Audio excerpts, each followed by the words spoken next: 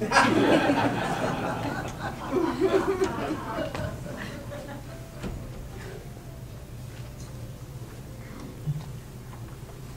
my name is John Ficara. On behalf of the family and myself, thank you all for coming to help honor the life of my friend and partner for the better part of 4 decades. My first contact with Nick was in the mid-1970s. I was young and experienced and desperately trying to write for Mad. After dozens of form letters, I got the first of many hand-scribbled notes from Nick, encouraging me to keep trying. I did, and about a year later I made my first sale to Mad, and then another, and then another. One day, Nick invited me up to the Mad offices at 485 Madison Avenue. He greeted me at the door and led me down the cluttered hallways into what I first thought was the site of some sort of natural disaster. Perhaps an earthquake or a building collapse, but I quickly realized it was Nick's office. It was something to see. Hoarders aspire to this kind of clutter. There was barely a narrow path to his desk. There were piles upon piles of old newspapers, books, and Mad scripts. Shopping bags galore and at least 6 beat-up attaché cases of varying sizes. The walls were lined with laminated Mad covers from over the years. There was a noose hanging from the ceiling directly above where Nick sat. The photo was here in this group. You can look at this photo. And that behind him was Norman Mingo's original art for the Alfred is King Kong cover, which began as a private cartoon by Nick for Bill Gaines, one of countless Nick ideas that became Mad covers. To Nick's right was a blackboard and a chalk railing. On it was a framed photo of Robert Redford on the tennis court, with the inscription, "To Nick, wait till next time, Bob." "Sit down," Nick said to me. I looked behind me. There was a 1950s-style green sofa piled there 3 feet high with Nick's wardrobe. Sports coats, corduroy jackets, short-sleeve shirts, hats, shoes, ties. Much of it was from no known period of American fashion. Much of it Nick was always trying to trade or give away. There was a tiny sliver of green couch peeking out, just enough for me to sit the end of my butt on. Full disclosure, I was much thinner then. Songwriter Paul Williams once wrote the lyric, "There's not a word yet for old friends who just met." And it's too bad, because that would be the perfect word to describe mine and Nick's immediate relationship. We talked in the same rhythms, we finished each other's sentences. We discussed writing and Mad and family and my living on Staten Island. And what would become one of the hallmarks of our 30-plus year partnership, we made each other laugh a lot. I left that meeting exhilarated, but not quite as exhilarated as when Nick called me in the fall of 1980 to tell me he was recommending me to be hired on staff at Mad as an associate editor, their first hire in 25 years. From day one, Nick became my mentor, my advocate, my friend. He arranged lunches so I could meet all the freelance writers and artists. He took time to explain to me Mad humor. Most importantly, he was always very gentle in explaining to me why so many of my ideas back then were ill-conceived, unworkable, and just not funny. As the years went on, he became much less gentle in assessing my ideas. Two things I quickly learned was how working at Mad was not going to be unlike working any other place in the world, and how just funny Nick was. It was late 1980. Mad's cover artist Norman Mingo had just died a few months earlier. I was sitting in Bill's office with Nick when a giant floral arrangement arrived. "Who are they from?" Bill asked. Nick immediately jumped up, grabbed the card, and read it aloud. "They're from Norman Mingo. The card says, 'Bill, see you soon.'"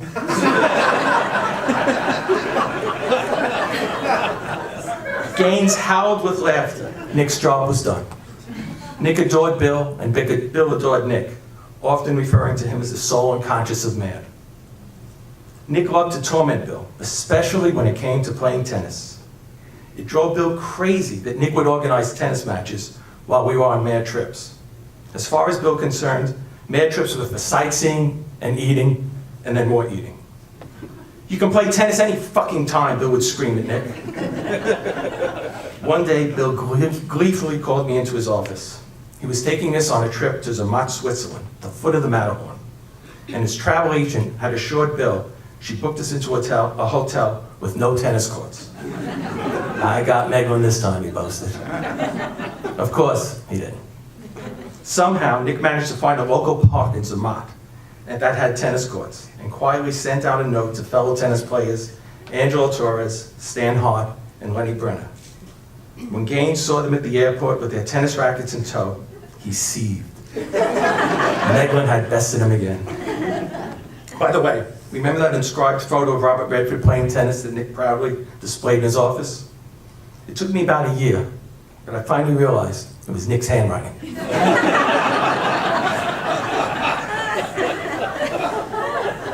On another trip, we took a cruise to Bermuda. Nick's roommate was Andrew Schwartzberg, a young, impressionable kid who had just joined the MAD staff a few months earlier. It's hard to imagine just how much permanent psychological damage was done to the young Andrew when, on the first night, he came out of the bathroom to find a stuffed wool sheep and a jar of Vaseline waiting for him on his bed, delicately placed there by Nick. One more thing about MAD trips. It was customary after each trip to present Bill Gaines and in later years MAD staffers with a book to commemorate the trip. All the freelancers would write and draw something funny that happened on the trip. For some unknown reason, Nick came up with the idea of writing a parody of Kipling's poem, Gunga Din. The purpose of Nick's poem was always twofold. First, to recap as much as possible the events of the trip. And secondly, to portray the recipient of the poem as the biggest, most vile, and disgusting sexual deviant to ever walk the face of the earth. The poems were masterfully written and exquisitely filthy. Classic Meglin, every line scanned perfectly when compared to the original poem. Every rhyme was spot on. The last Gunga Din that Nick wrote was this past December, and his target this time was me. I was honored.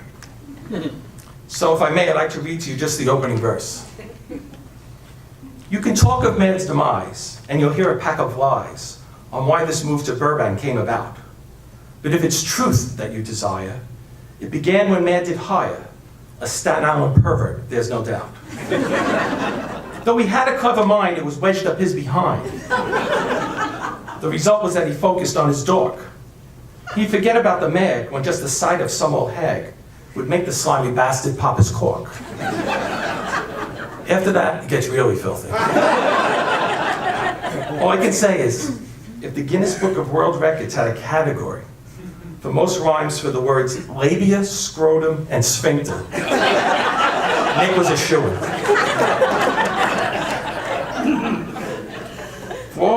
For all his genius, Nick wasn't the best when it came to managing money.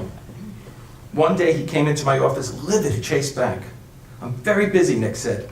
So rather than have to remember all my mortgage check every month, in January I wrote out and post-dated 12 mortgage checks, one for each month, and mailed them all in. All the Schmendrick at the bank has to do is put them in his top desk drawer and deposit one the first of each month. In Nick's mind, it was a simple, foolproof plan. What could possibly go wrong? Well, you guessed it, the Schmendrick at the bank deposited all 12 checks at once, causing all of Nick's other checks to bounce and taking him months to untangle the credit mess. Nick's comedy had no filter. He threw out whatever silly joke, wordplay, or pun that came into his head. If you didn't think it was funny, no problem, here's another. From his mind came some of the funniest lines and most tortured puns to ever appear in MAD. Most, unfortunately, uncredited. You all know the painting of Washington cross-dressing the Delaware? Only in the MAD version, Washington is wearing a pink off-the-shoulder brocaded gown.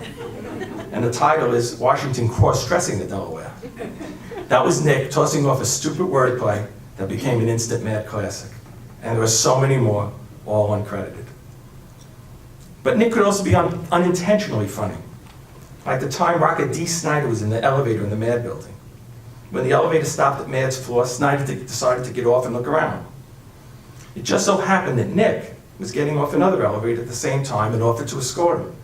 Nick proudly walked Snyder around the MAD offices, going from door to door to introduce his new friend, Alice Cooper.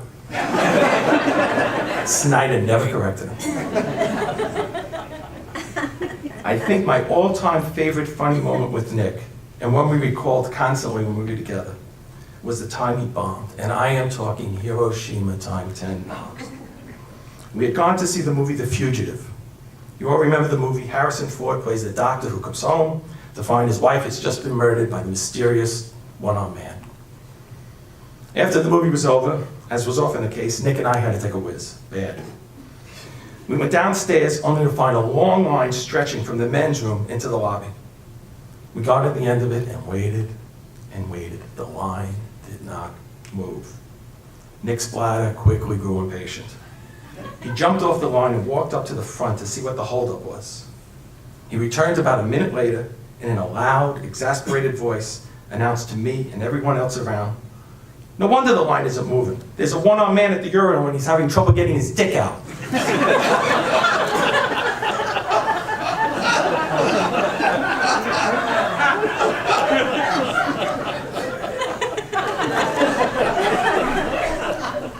Now, given the movie we have just seen, I thought it was a pretty good line. I was a cult of one. To a man, everyone online just turned and glared at Nick. You could see Nick visibly shrinking in the cold, unappreciative stares. Our eyes locked, and Nick and I just both held in our laughter, watching him tap dancing out there on a comedy branch that was snapping beneath his feet. But there was so much more to Nick than just jokes. First and foremost, he loved his family. Whenever there was any food left after a mad luncheon, everyone knew to wrap it up so Nick could take it home to Chris. And when Max was born, Nick immediately informed me that he would be leaving early once a month on Fridays and coming in late on Mondays so we could fly down to North Carolina and help Diane with his new grandson. And then a few years later, to help with his new granddaughter, Elena. And then still a few years later, to see Linda, who brought so much joy, happiness, and love to Nick's chapter 2. In 1992, I was sitting in my office with Nick and the late great artist Jerry Gersten. My wife at the time and I were desperately trying to have a baby without much luck. We decided to try this then experimental new method called in vitro fertilization. My phone rang, it was my wife. The in vitro worked. We were pregnant. I hung up the phone and told Jerry and Nick. "That's wonderful," Jerry said. "Congratulations." I turned to Nick. He was sitting there with tears streaming down his face. "I'm so happy for you," he said. "I know the joy that awaits you." And of course he was right. And while I owe Nick my career and thousands of funny memories, that's not the reason I will be forever, forever grateful to him. In June of 2002, I arrived at work in pieces, a total emotional wreck. My wife had just announced that she was leaving me. I didn't have to tell Nick something was wrong. At that point, we knew each other too well. He just walked in, looked at me, and immediately closed the door. For the next year, every day began with Nick coming into my office and closing the door. Sometimes it would be for 10 minutes, sometimes it would be for hours. He listened, he sympathized, he advised, he cajoled. And day by day, he slowly rebuilt me and my life. Nick always said that if he wrote a book about his life at MAD, it would be titled, "You Had to Be There."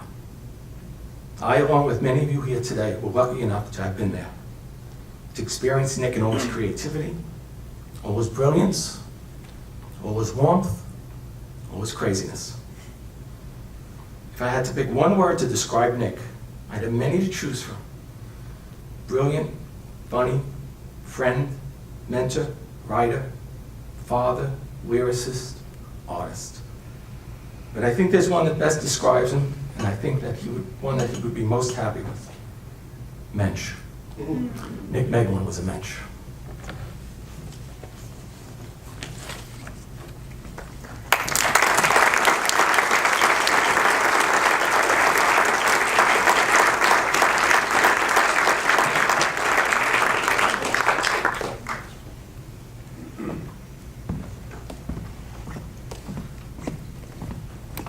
Love that picture.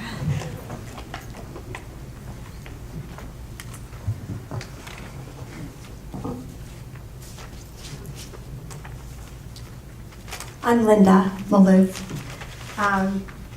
And on behalf of our family, Diane, Bruce, Max, Elena, Chris, Susanna, Benjamin, Laura, and Norman. I want to thank you for the outpouring of love we've received. It gives us such comfort to know that our grief and sadness are shared by all of you. And thank you to the School of Visual Arts for hosting us in what could be called the birthplace of Nick's artistic career. He has a history here as a student and later as a teacher. And a special, special thank you to Charlie Kochman, Rachel Burnboim, Sam Viviano, Neil Berg, and John Reiner for helping to make this loving tribute possible. This event today will touch on the many sides of Nick's life. He's been called an icon and a Renaissance man, although Nick would say his greatest accomplishments were his two children, Diane and Chris. His decision to retire to North Carolina in 2005 was to be near his kids. He loved his life there, and I'm going to tell you a little bit about that today. He often said Durham had the best of New York City minus the traffic. Diane lived just around the corner with Bruce, Nick's son-in-law, who provided daily computer tech support for Nick. As payment, Bruce was brave enough to come for dinner to eat Nick's famous jumbat meals, which consisted of whatever was left over in the fridge thrown together in one big pot with a little red wine. And Chris lived just a few minutes away with Nick's beloved daughter-in-law, Susanna, and Benjamin. Soon after, Nick's ex-wife Laura and her husband Norman moved to Durham, as did Nick's dear friend John Bonney and his family. Being a grandfather was Nick's greatest pleasure. He helped raise Max and Elena, joyfully babysitting, playing Colonel Faversham to their shrieks of laughter, and watching proudly as their careers blossomed, Max in musical theater and writing, Elena in marketing. He was so proud of Max playing Tim Cratchit in his musical, Tim and Scrooge. And he loved hearing of Elena's travels and the choices she made, one of which is her wonderful partner, David, whom Nick loved and began torturing instantly. And then there's Benjamin, who is a 14-year-old soccer whiz kid, whom Nick indoctrinated as a baby to become a huge New York Giants fan. Benjamin is also a gifted musician whose piano compositions and recitals gave Nick enormous joy. Sundays were devoted to Giants football, for better or worse. Gathering at Diane's house with Nick's unofficially adopted daughter, Lisa, and John Bonney, who would inevitably retreat to the front porch to avoid the anguish. Saturdays were reserved for Diane's movie group, watching movies with friends, followed by dinner and lively discussions that would rival Siskel and Ebert. He loved the beaches in North Carolina. And he would pack the car with art and writing supplies and his pipe, which he never lit. And he claimed he did his best writing at the beach. At home, his days were filled joyfully writing at the computer, a cup of black coffee nearby, working on lyrics for a new musical, or writing for Mad even after his retirement. I'd hear him cursing Microsoft Word and missing WordStar. And always calling Bruce when he was in AOL hell. Or he'd be speaking for hours on the phone with all of you. His desk is a maze of stacks and pyramids arranged in the Nick Meglin style of architecture. His office is filled with multiple copies of rhyming dictionaries, clipboards of all shapes and sizes, legal pads, sketch pads, scraps of paper with jottings of ideas, thought fragments, musings, many, many books about Stephen Sondheim and theater, and paper piles, lots of paper piles.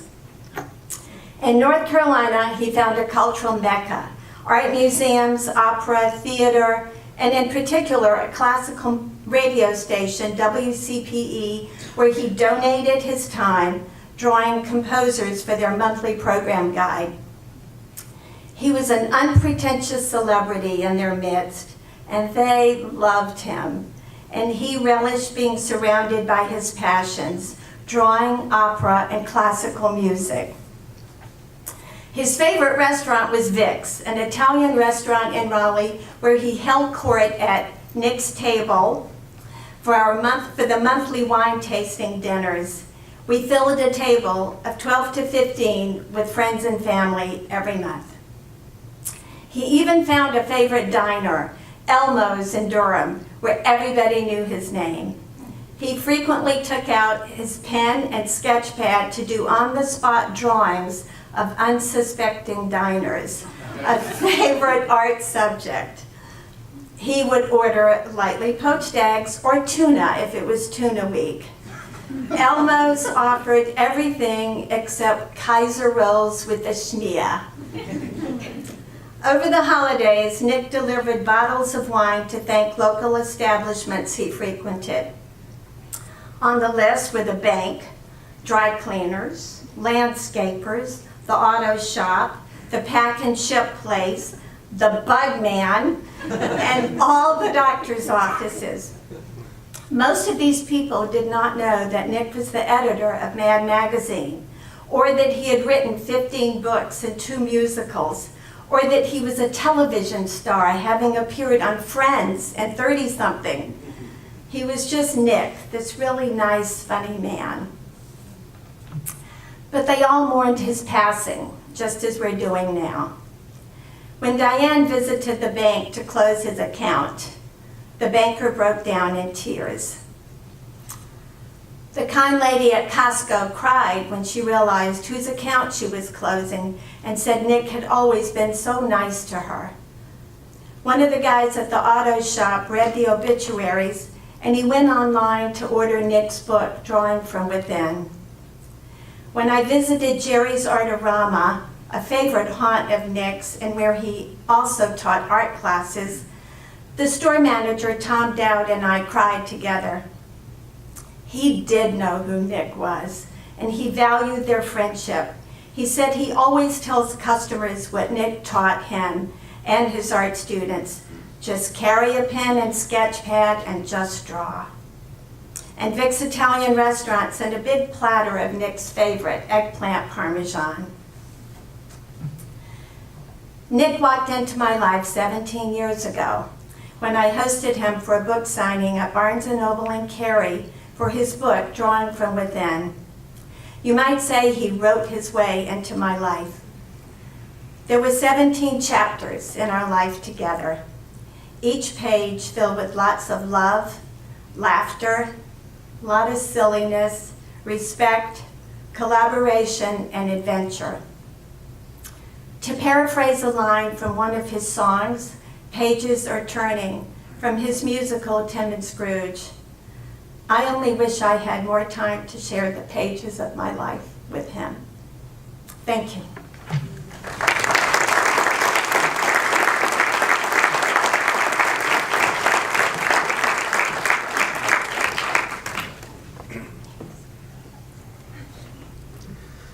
There are 6 decades of memories with my father. The last chapter involves my son Benjamin, who loved calling him Papa Nick. His last interaction with Benjamin and me was a piano recital in late May, and Nick was once again glowing, radiant with that proud feeling he has when one of his children, or in this case grandchildren, accomplish something special. He kept teasing me for close to 40 years, saying, "Aha, Chris, I get to have a son and you don't."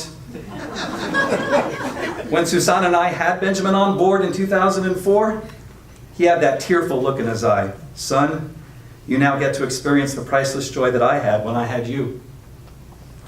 Because of Nick's contributions to me as an amazing dad, I can honestly say that the torch has been passed, that I get to have very fun, special moments with Benjamin, knowing how easy it is to get that same tearful look of contentment. There's a lot of you in here that know Nick as this amazing creative guy, multiple talents and all. And there are many of you that get to know him as a man of passion. He didn't do things half-assed. No. He was never just a fan of something, but a super fan. In the 60s and early 70s, he got me hooked on all the James Bond films. He was already raising a quirky kid who wasn't picking out Superman or Batman as a, who do you wish you were as a superhero choice? No. I picked 007, Bond. James Bond.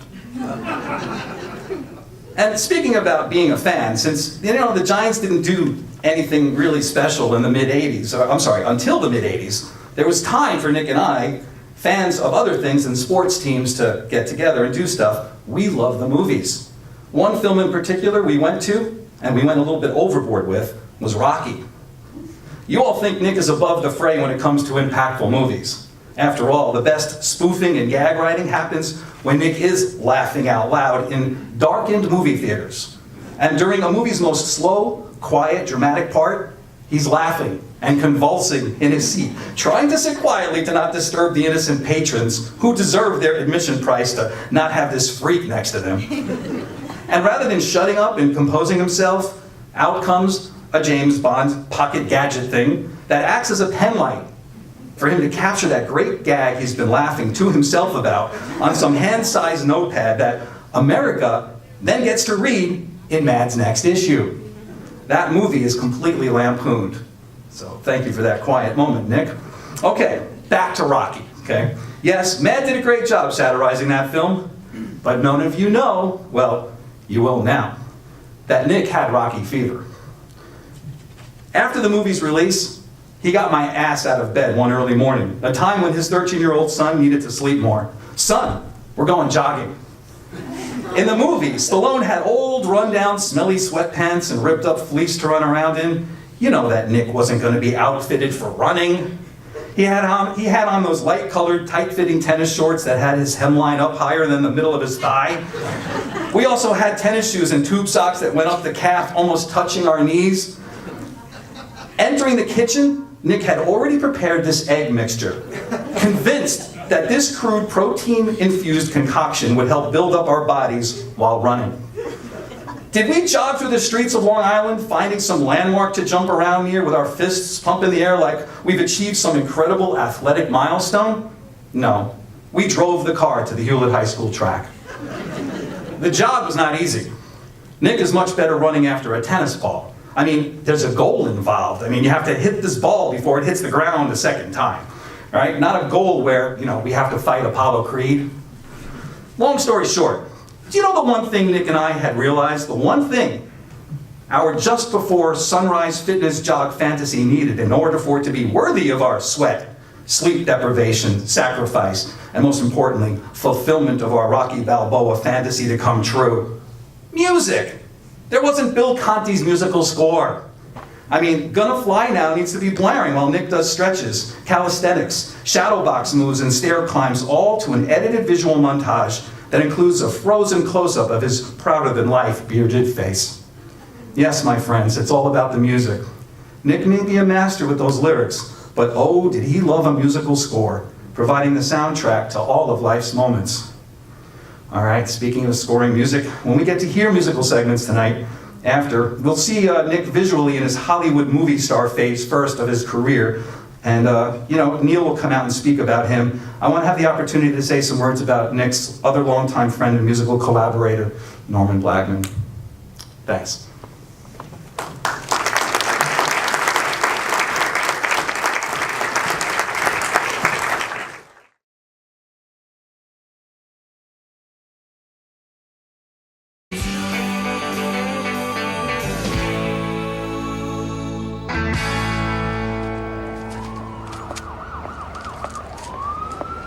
Kathy! Kathy! Hi! Kathy! Kathy!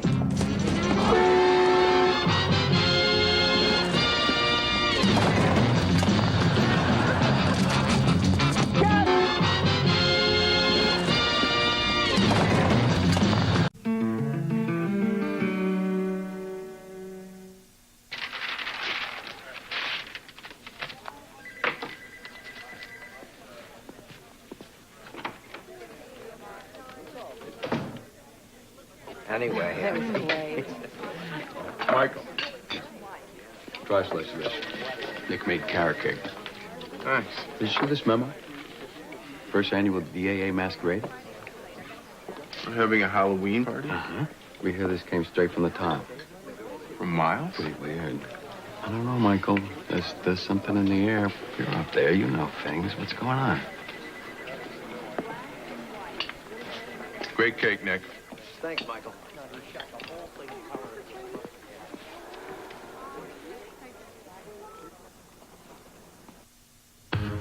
The day the devil comes to get ya, you know him by the way he smiles. The day the devil comes to get ya, he's a rusty truck with only 20 miles. He's got bad blood, he's got loose feet, he's a long way from home. Norman and Sam Barbrick wrote the first Mad album, and RCA recorded it. They took it to Bill Gaines, who liked it, and Nick was very supportive in getting it accepted for Mad. Well, this is how Nick and Norman met. Besides Mad, Norman recorded a song that Elvis Presley sang called Give Me the Right. On your program, you'll see a song entitled The Man I'd Rather Be, one of many originals Norman and Nick wrote together, spanning their more than 60-year friendship. In fact, my sister Diane and her husband Bruce surprised the Blagmans and Nick having it sung on their wedding day. Well, we've got this song coming up, right? Here's Nick Corley, and he will sing The Man I'd Rather Be with Eugene on piano.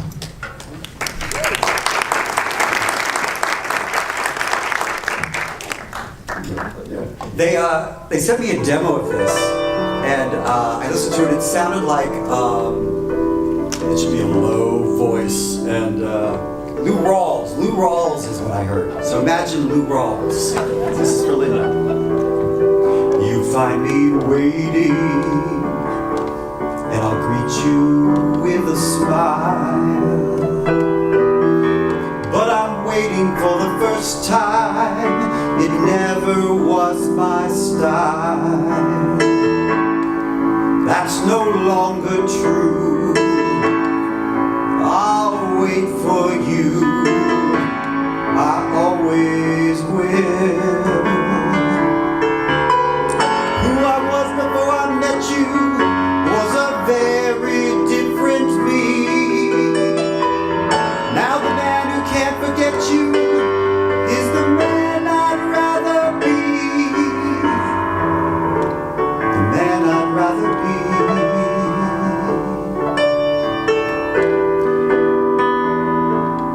You see me giving, and you think that's just my way. But I'm giving for the first time, I really have to say. Yes, the feeling's new, but thanks to you, I've learned to give. Who and what I was before you was a very different me. Now that I've come to adore you, I'm the man I'd rather be. The man I'd rather be. A time for loving was a time I'd never known. Now I'm loving for the first time, no more a man alone. And I'll wait for you, and I'll give to you, and I'll love just you. Since your love made me the man I'd rather be.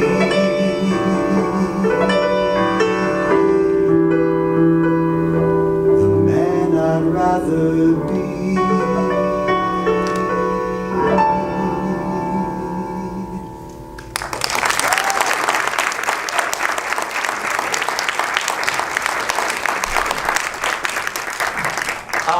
Hi, I'm Nick Corley, and I loved Nick.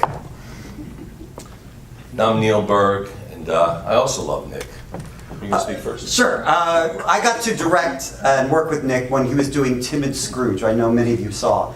And when we first started working on the show, I think it was 4 hours long, and which is not great for a holiday musical. And the big fun of it was finding out how collaborative Nick was. That was just pure joy. Being in the rehearsal room with Nick, nothing was ever tense. Everything was funny. He kept it light and moving, and he was always teasing everyone, and we just had the best time taking under unrealistic circumstance. I think we rehearsed like 2 weeks.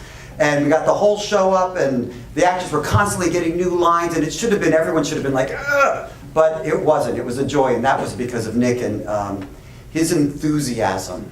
And so it grew and grew, and each time it got tighter and tighter and tighter. And we worked on it for 7 years. Every holiday season, we try to do it again and get it a little better, and a little better, and a little better. And the last time was at Broadway Westchester. We won an award for Best New Musical, and did a great box office, and to hear all those people laughing was a joy.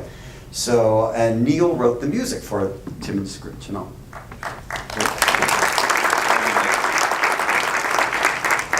So let me just start off and say that Nick Meglin truly loved Nick Corley. To watch them work together as a book writer, because Nick wrote both the book, which is the dialogue, and the lyrics for Timid Scrooge, and it was just always a joy to watch. It was, we were all happy. We all couldn't wait to get in the room together, and that's the truth. With Eugene too, who was the musical supervisor for Timid Scrooge. So we have it's good to be here. But let me tell you a little bit about my relationship with Nick.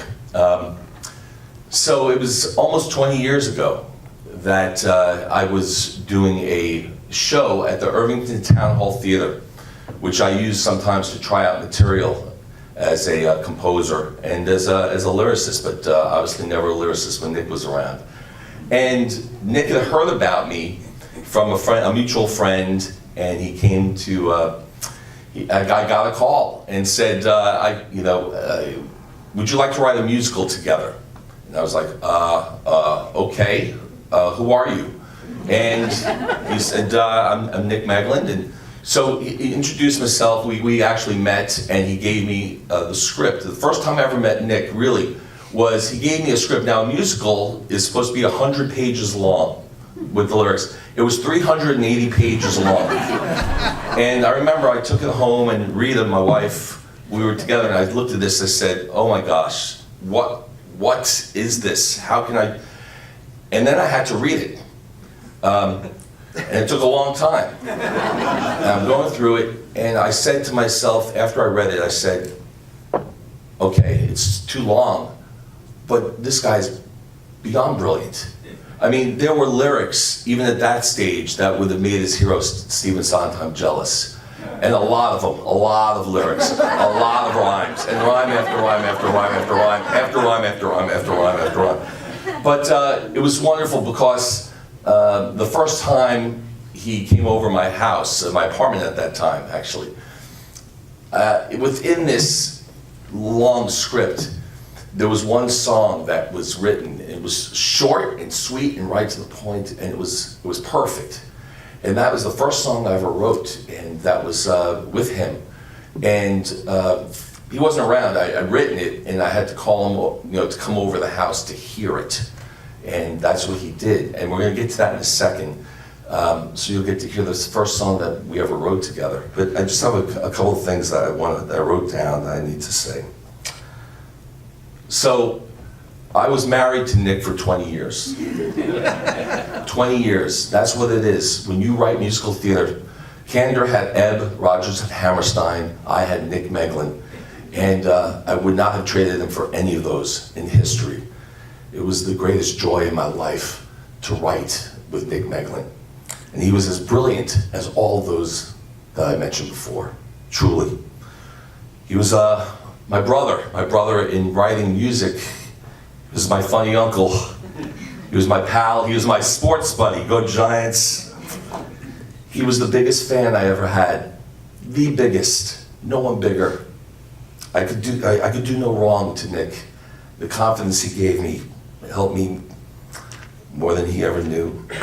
He was my mentor. How could he not be? He was so brilliant. But he was my student.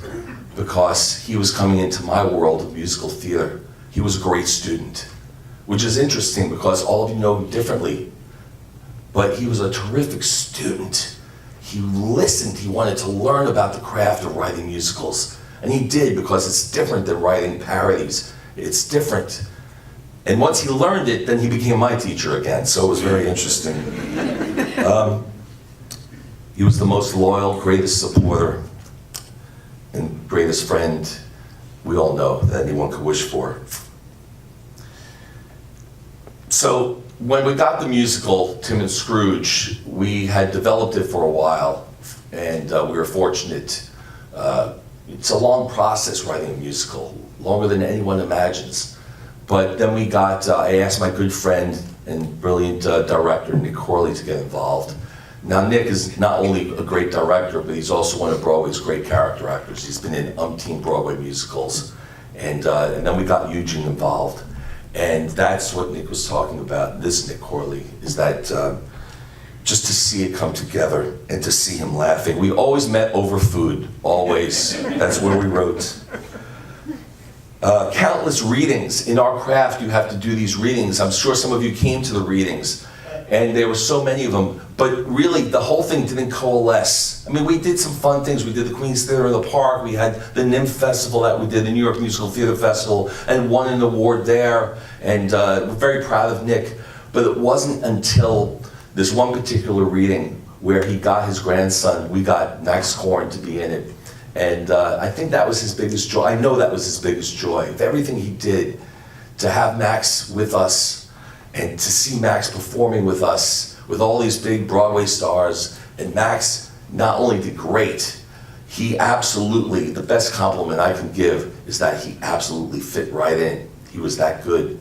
It was that reading that Max was in that led directly to the Westchester Broadway Theater, and that we got that long run and that won the award. That was very, very successful. I'm happy about that. There's so much more I could say. I'm going to come up a little later before the next musical segment. But, you know, he loved my wife, Rita Harvey. She was, it's funny, Rita starred in Phantom of the Opera for a long time. But to Nick, he was her angel of music. He would go anywhere. We'd do countless concerts all around the country. He would bring every friend, every family member, and they'd come and be the biggest reading section. But the reason Nick and I worked together was because of the very first song I wrote. And Nick came over to my apartment, as I said, and I had taught the song to Rita. The other thing I love is that I'm known in the industry as the composer who has the worst voice in Broadway history. But what was great is Nick's voice was 10 times worse than mine, so I felt good about that. But Rita's a different story. And when Rita sang the song that I wrote, that I composed to his lyrics, I didn't change a word. You're going to hear it. This is exactly how we wrote it, and that Rita sang that first time. I don't even know if Nick thought I was talented or he just fell in love with my wife's voice. But either way, I'm grateful. I'm grateful. Ladies and gentlemen, to sing a song from Tim and Scrooge, this is Rita Harvey.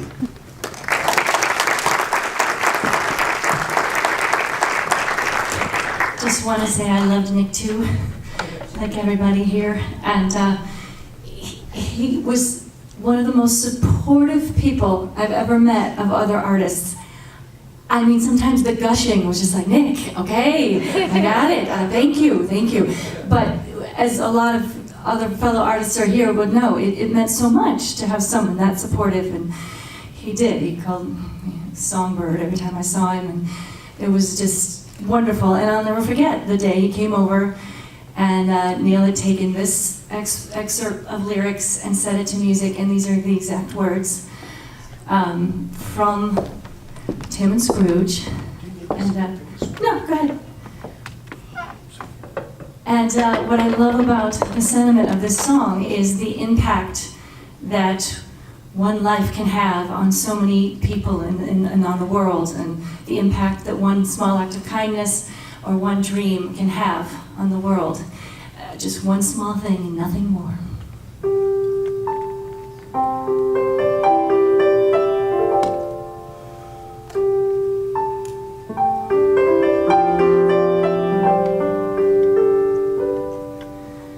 Toss a little stone in a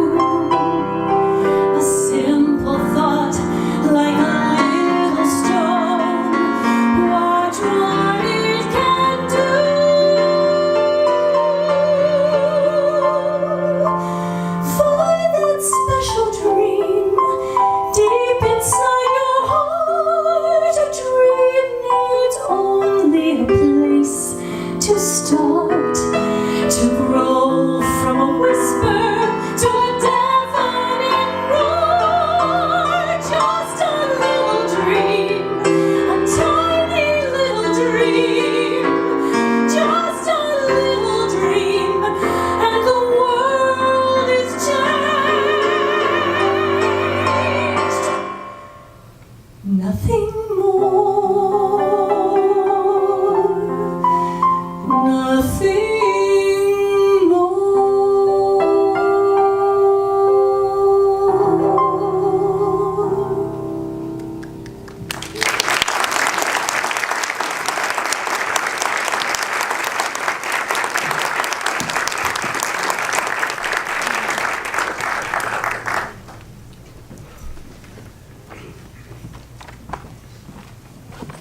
Don't worry, I'm not going to sing. But I will sing the praises of our dear friend, Nick Meglin. Nick was extraordinary, had so many qualities: artist, writer, teacher, dramaturge, raconteur, pedophile. I'm sorry, enophile, gourmet, opera aficionado, sports fan, a true polymath, who, when it was suggested that he was indeed a modern-day Renaissance man, replied, "It's really quite ionic, because I'm really such a Doric, which is why I'm completely Baroque." His quick wit evinced a vital philosophical precept in his approach to humor, which is that one should be reasonably intelligent and culturally literate. Nick always believed in the sophistication of the reader, which is why so many adults, as well as children, were devoted readers of Mad.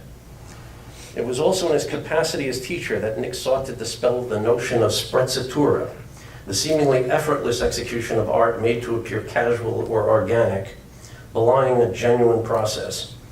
Artists don't show all their work. Their thumbnails, preparatory sketches, abandoned efforts. Real talent, Nick felt, was when someone can make something complex and intricate look easy. Even getting the audience to think, I could do that. But simplicity requires years of study and hard work. And to prove that point, he produced what is arguably his magnum opus, The Art of Humorous Illustration, a fascinating analysis of how contemporary artists in various illustrative disciplines create their work. He expanded on that concept with a wonderful drawing from within, written with his daughter Diane, encouraging others to share in the joy of that process. And without computers, thank goodness, in total, an amazing 15 books written. Now the Vedi Mikums of the artists around the world. And he also brought that same passion to the classroom when he taught here at SVA, where his encyclopedic knowledge of art, both fine and commercial, allowed him to speak with authority about Toulouse-Lautrec, as well as Robert Fawcett. This is a knowledge that served him well when he began reviewing portfolios of artists seeking employment in the early days of MAD, after the exodus of talent in the wake of Harvey Kurtzman's departure. One such aspirant was a 27-year-old Mort Drucker, responding to an ad in the New York Times. Now, Mort couldn't be here this evening, but he asked me to please read this on his behalf. It was Nick Meglin who discovered me and is responsible for my entire career. He has said in response, that's like saying I discovered Plymouth Rock. But it would have happened eventually. But it was Nick. And I had come from the comic book industry, notoriously rigid and dogmatic in every way, while MAD was the exact opposite. The comics discouraged the making of star artists. Nick encouraged it. He was our cheerleader. I've often thought of Nick like a conductor. He assembled his musicians, commissioned the music, and while there were individual talents and egos involved, we all knew and respected that it was Nick holding the baton. He brought everything together seamlessly and was quick to praise others than himself. MAD was an extraordinary showcase, and as my outside freelance assignments increased, I was confronted with a dilemma I had not anticipated. Clients wanted my work in full color. I had always worked in black and white and had never learned how to paint. In order to complete my assignments, I would ink the art first and then bring it to Nick to add the pigments. He continued to color my work until one day he said, "Mort, I'm going to do you the biggest favor I've ever done for you. I'm not going to paint your work anymore. You can do it, and I have every confidence in you." And of course, he was right. I went on to do most of my work in color. Once again, I owed Nick my career. There's one particular story I want to share about Nick. We were invited to the Hanna-Barbera Animation Studios in California for a program about MAD, followed by a Q&A. The auditorium was filled to capacity, standing room only. At the end of the presentation, I was at the podium with Nick sitting behind me. "Any questions for Mort Drucker?" the moderator asked. A young Asian man raised his hand enthusiastically, stood up, took the microphone, and began at great length asking his question. I listened intently, wanting to give what I hoped would be a meaningful answer. The only problem was I couldn't understand a single word he was saying. No one could. His accent was so thick I was unable to discern a single word or phrase that I could use to fabricate a response. And I could hear Nick laughing behind me. As the young man finished speaking, I took it to mean that he had completed his thoughts and was now waiting for a reply. I didn't know what to do. So I paused, looked up, and said, "That's a very interesting question. I think Nick Meglin can answer that better than I can." Nick?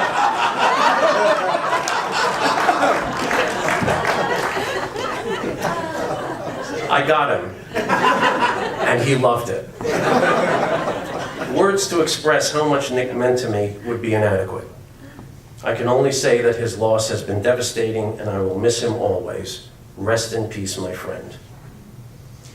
Now, if you allow me a brief Madonna moment to say something about myself in regard to Nick.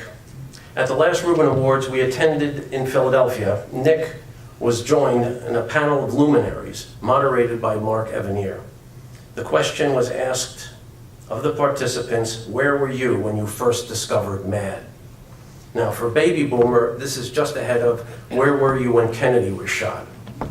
Because clearly the former was more important to us. Each person gave a detailed response. It was clearly one of the epiphanic moments of our youth. After Nick passed, I called a variety of fellow cartoonists as a way to grieve. I was amazed at how everyone said the reason they went into this business was because of the influence MAD had on them. While we may each have idolized various writers and artists in the magazine, it was the collective effort that really affected us. Every issue bore Nick's imprimatur. So when we say we went into this profession because of MAD, what we're really saying is it was because of Nick. For me, honestly, if I had just been inspired to draw by MAD and to have Nick say, "I like your work," I'd be very happy. I'd have been the happiest man. But to add to that, his friendship, encouragement, advice, and his admonishment to me to continue to do more of my own drawing, that was an incredible gift. And so I say, goodbye, my friend. I owe you a debt I could never repay. Thank you.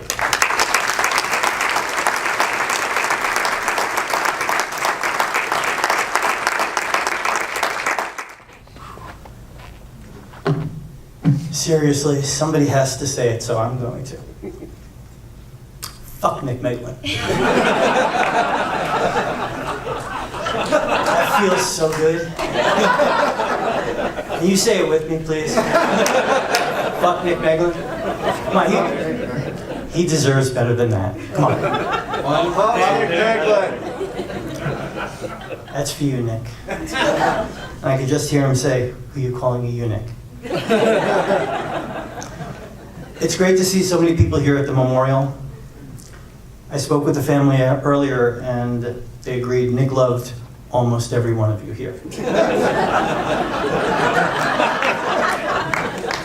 We all know that Nick put in, 60 years at MAD? But let's be honest, what has he done lately? If it wasn't for Nick, Mort Drucker, Dictor Bartolo, and countless others would have had respectable careers. So I don't think Nick should be celebrated for that.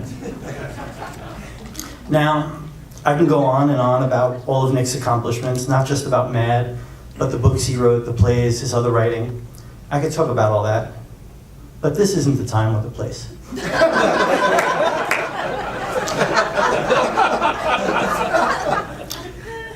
And don't get me started on Tim and Scrooge.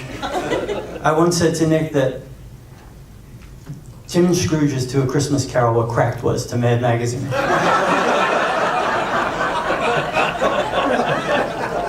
Sorry. I was lucky to have lunch with Nick several times every week over the course of the 12 years we worked together. Wednesday was Turkey Leg Day at the Society of Illustrators. We left 2 hours later after the marrow was completely removed and there was no trace of DNA on those bones. At Maison once, an outdoor restaurant in front of MAD in DC, Nick and I were having lunch with Dictor Bartolo, and this fly was just incessantly buzzing around our table. And as we were ordering, the fly would land on the menu and land on the waiter and then on plates, and we were shooing it away the whole time. And I ordered, and the fly was there. And Dick ordered, and the fly was there. And finally Nick ordered, and as the waiter was about to walk over, Nick said, "Wait, can we get a side order of shit for this fly?"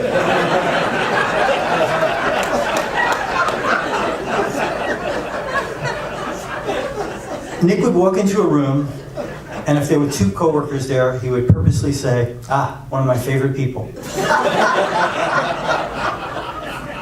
You would be talking with Nick in his office, and someone would walk in, and he would say, "Here he is, tell him to his face what you just said to me." I moved from Brooklyn to the city, and Nick helped me paint my apartment. It was a small studio. My bed was in an alcove. There were 3 walls surrounding it. We were almost finished painting, and Nick said, "I'll be back." I said, "Where are you going?" He said he wanted to buy foam core and some burlap canvas.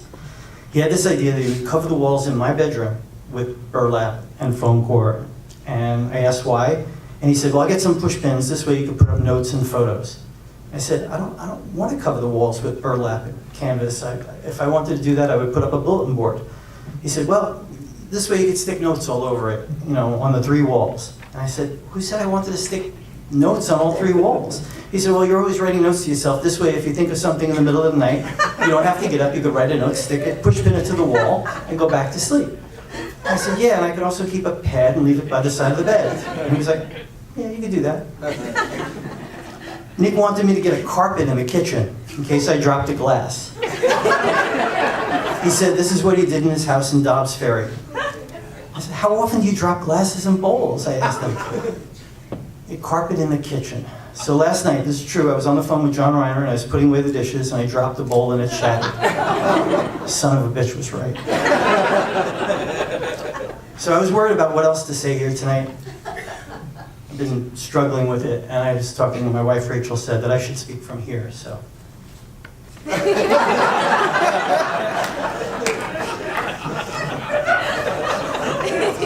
Nick was my oldest friend.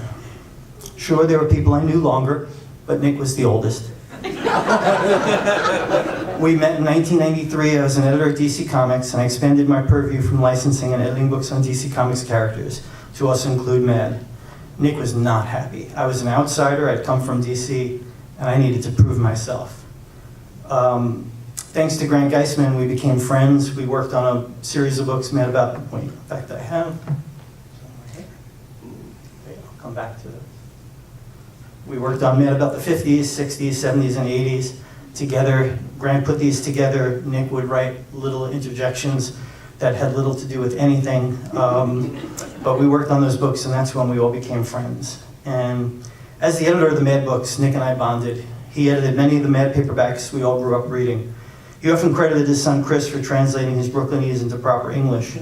His daughter Diane had to do the same. And over the years, Nick would have me, I got to do that for all the books that he and I worked on together. Over the years, Nick would have me read any article or bio he had to write, so I too could change his Brooklynese into proper English. In addition to plays and several hundred articles on sports, opera, art, and humor, Nick wrote over 15 books. Those are some of the Mad ones. Start there. His favorite subject was illustration. As John Reiner discussed, Nick was a terrific illustrator. Had he not had the good fortune of going to school with heavy hitters like Angelo Torres and George Woodbridge and Frank Frazetta, Nick would have surely had a career as an artist. He was so in awe of his friends, he didn't want to compete with them. So Nick wrote several books about drawings, in particular on-the-spot drawing and drawing from within. He wrote Drawing from Within with his daughter Diane. You'll hear more about Nick as a teacher later on from Drew Friedman, but in Nick's books, he takes on the role of teacher. In Drawing from Within, Nick talks about drawing for sheer pleasure. Right before I came up, I showed you some of Nick's drawings. He talks about the spontaneity of drawing, the importance of developing style, about coping with critics, our internal critics and our external ones.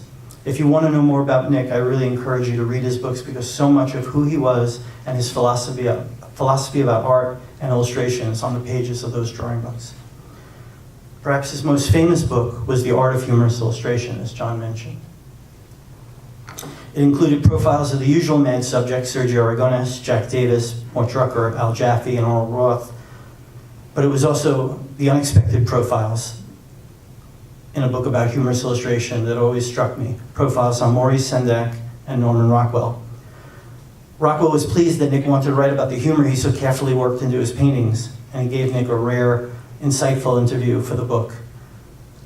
The Art of Humorous Illustration also has a foreword by Federico Fellini, connecting his love of film and art, exploring humor in Fellini's work, which was something that Fellini didn't think many people appreciated.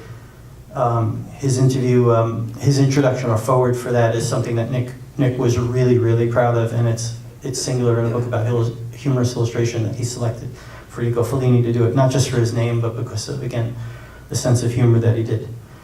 When Nick wrote a revised edition of Humorous Illustration, he added chapters on two of his heroes who are also his close friends, Will Eisner and Jules Feiffer. Nick knew I was a fan of Feiffer and Eisner, so he invited me along to sit in as he interviewed both of these giants. He also encouraged me to chime in. Nobody does that, by the way. As a result, I became friends with both Will and Jules, and I got to publish their monographs in my current role as editor at Abrams. One of the many gestures I am forever grateful to Nick for. Through his love of books, Nick was able to celebrate his love of art. Nick was able to celebrate his love of art and illustration. Nick loved artists and writers.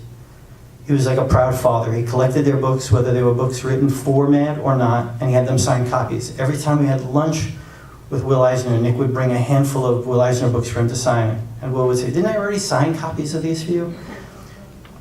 I don't know if he forgot that he had them signed or he was hoarding them, but more often he was signing them, getting them signed for other people that he would give away. Nick saved articles about all the illustrators who worked for Mad. He clipped out of magazines, any interviews they did. He tore out of newspapers, reviews, and profiles. He nurtured so many artists and writers. Their success was his success.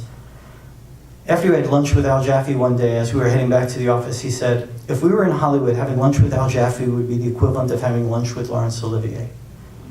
He knew Al for over 60 years when he said that, but he never took his talent for granted. He was in awe of him. Bill Gaines called Nick the soul and conscious of Mad, which is on the back of your program, by the way. But let's not forget John Ficarra, who was the superego of Mad. In later years, John had to balance the id and ego of the magazine, of the entire magazine. John and Nick were the yin and yang of Mad, but there was Nick for 20 years before John. Much of what we love about Mad, Nick had a hand in. This is not to say there weren't many others involved in Mad. There were.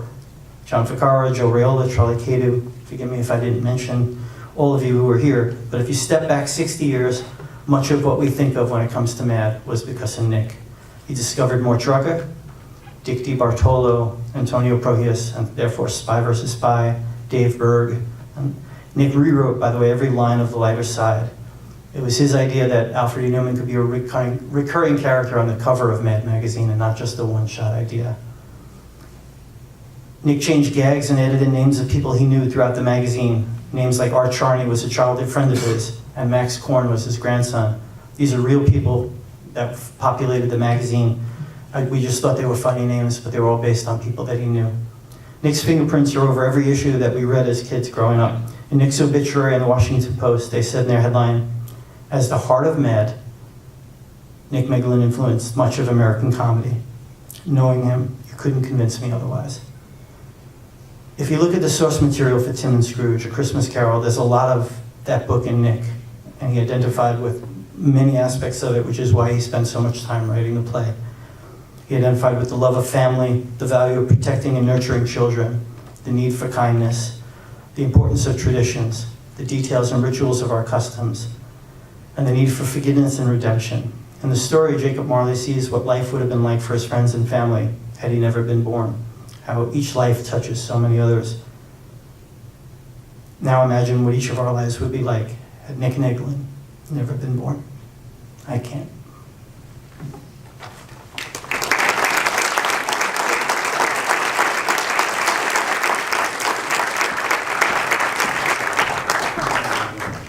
Hi, my name's Grant Geisman, and with regard to MAD, I'm not a writer or an artist. I'm a collector and a historian. I came into Nick's orbit around 1989 when I pitched Bill Gaines on the project that became my collectively MAD book. Nick and I traded information, and little by little we became friends. When I would come into New York to visit the MAD office, he would invite me to various lunches or dinners where I would often get to hang out with various MAD people. Nick was always inclusive with his friends, and he was very happy whenever he could widen the circle and have friends of his also become friends. Nick was also extremely generous, and he would sell me, or sometimes simply give me, things he thought I should have in my collection. He once signed a book to me, Madly Yours, and then he crossed out Madly Yours and wrote, "If it's mad, it's yours." There's a very good reason that Bill Gaines always called Nick the soul and conscience of MAD, because we all know that Nick had a huge heart. Even though it was fairly early on in our friendship, when Bill Gaines died in 1992, Nick called me first thing that morning from the MAD office to tell me the sad news, just so I wouldn't hear it first in the media. Nick always said that he wasn't a collector. He might not have been a collector, but if you ever saw his MAD office, there was no question that he was an accumulator. He claimed to know where everything was, but no one believed this for 1 second. Nick was also an instigator. And when Nick would come to LA, he would make elaborate scheduling charts, putting together breakfasts at Dupar's and dinners at Cafe Cordial with various Los Angeles madmen. He would invite me along as well, so I got to know the LA mad people. In 1992, on one of Nick's trips to LA, my wife Lydia and I hosted the first of many mad parties for the LA-based madmen at our house. At these gatherings, there were always incredible stories about Gaines or the mad trips, or just general hilarity. At the end of these evenings, our faces would literally be sore from laughing. In 1995, I was hired by editor Charlie Kochman, who you heard from a minute ago, to compile the material and write the notes for a series of MAD compilation books, starting with MAD about the 60s. Nick and I collaborated on these notes, and he would Meglinize them by adding his interjections, thus making the introductions funnier. Not more historically accurate, mind you, but definitely funnier. Nick had an expense account in those days, and if Nick, Charlie, and I were working on a MAD project, Nick would take us out to dinner at Da Tommaso and put it on the expense account, which was totally kosher. If it happened to be between projects, however, it wasn't exactly kosher. But Nick would still take us out to Da Tommaso on the expense account anyway, but he would nervously say, "You can't order coffee and dessert, because then Paul Levitz will know it was 3 people and not 2. Sorry, Paul. Speaking of mealtime, one of Nick's go-to gags, if he was really trying to impress someone, was to stick his fat finger into whatever you were eating and ask, "Is this still hot?" This was my least favorite of his many gags. Nick was fiercely loyal to his friends, and there is no better proof of this than the fact that our friendship somehow survived my writing a big coffee table biography of Al Feldstein, who was MAD's editor and Nick's boss. As you might know, even the mere mention of Feldstein was a big-time trigger for Nick. So if there was any doubt that he really loved me, remaining friends with him after this transgression was proof positive. Nick Meglin has been in our family's lives for close to 30 years. My daughter Greer has known Nick since she was about 2.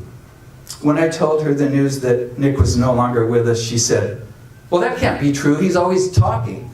I think he would have been proud of that. Like I mentioned earlier, Nick always said that he wasn't a collector, but he actually was. What he collected was friends, countless friends. And my family and I have had the benefit of being among his dearest friends. We love Nick to pieces. Nick was larger than life, and his departure leaves a huge hole. I know that I will never have a friend with a bigger heart, or have another friend who's funnier, more lovable, more infuriating, more crazy, or more supportive than Nick. We will never have another friend like Nick Meglin, but we sure were lucky to have had this one. About a week after Nick died, I actually had a dream where I was hanging out with him. And this felt so great to be able to spend more time with him.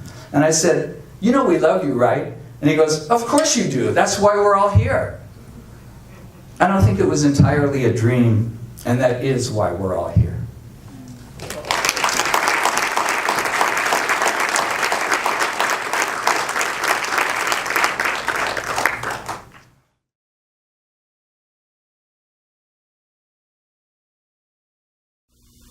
There are certain Americans, dead or alive, who are regarded as national treasures. John Wayne, Katharine Hepburn, Louis Armstrong, Walter Cronkite, Joe Louis, Babe Ruth, and of course, Alfred E. Newman, this fictional face that launched 35 years of Mad magazine.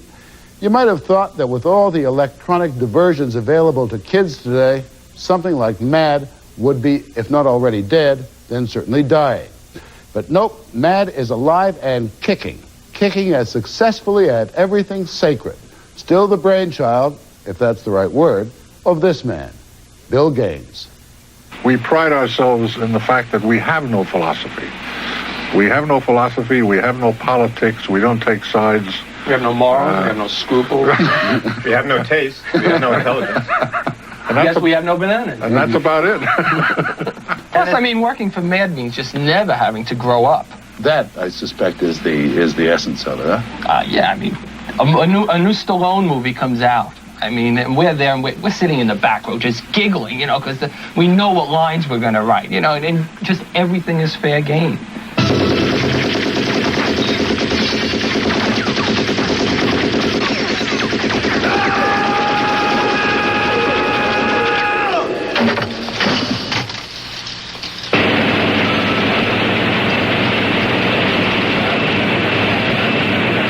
Mad is now published in 9 languages around the world, and for 3 decades has been among the top 10 best-selling magazines on the stands.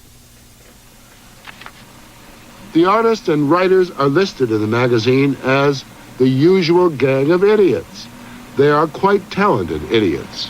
One reason for Mad's success may be that, with a few exceptions, it is the same gang who've been turning it out all these years. And these are the key suspects involved with putting it out 8 times a year.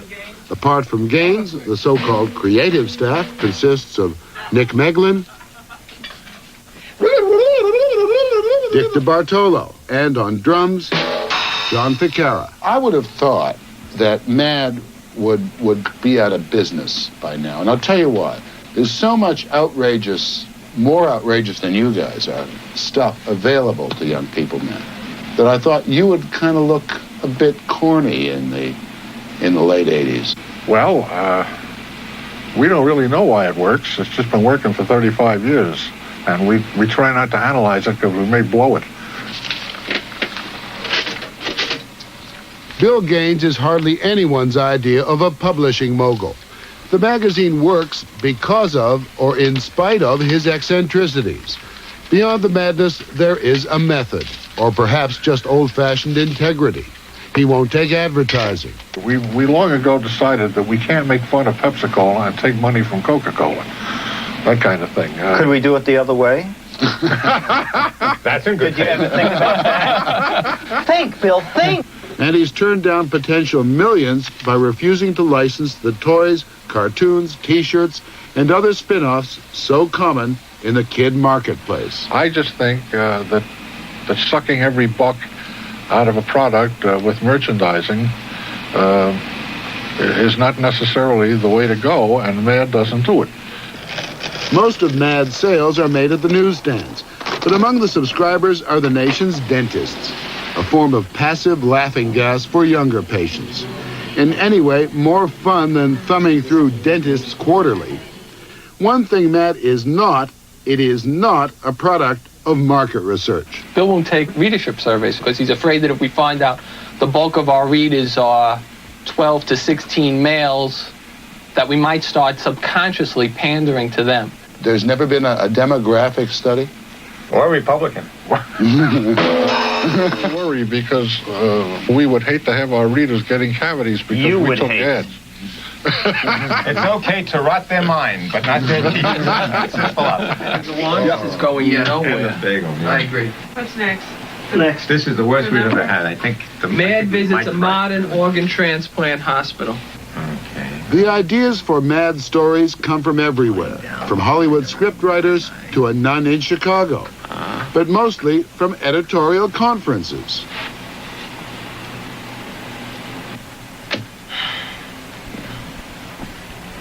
See how funny thinking about being funny can be.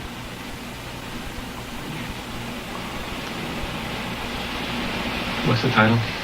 What's the hardest part of putting out the magazine? Stapling it.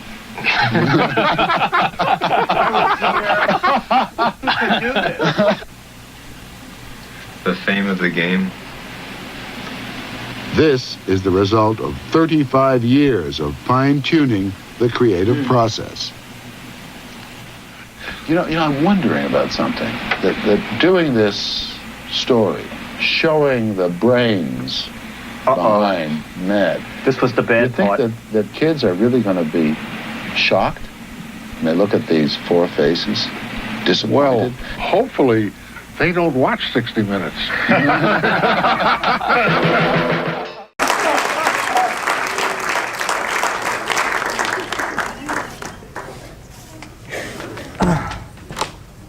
Hello, my name is Mo Willems. It would be difficult to underestimate the influence that Nick Meglin has had on my haircut. And not just mine. I first met Nick only 10 years ago, but we instantly got on like long-lost friends. And I think that's because we shared a sense of humor. His. My mother's milk of satire was Mad Magazine. I loved the funny, the jabs at corporations and politicians, but I also grew to love how, thanks to Nick's moral compass, Mad was never mean. It never pulled its punches, but it never punched down either. Nick gets credit for being the funny bone of Mad, but I think his greatest legacy was giving the magazine heart. As a kid, I felt that the magazine cared about its readers, which was me. And that made me pay attention, and in that way, Nick is responsible for guiding me towards my own writing motto, which is, always think of your audience, never think for your audience. The nicest thing that Nick ever said to me after a full session of bullshit and gags was, God, I wish I'd met you 20 years ago. And me too, Nick, me too. I could have used the work. There are three things that I take from Mr. Meglin's remarkable life and work. Demand quality, treat every gig as an opportunity to do your best work, and trim your beard. Because you never know who's paying attention. Thank you, Nick.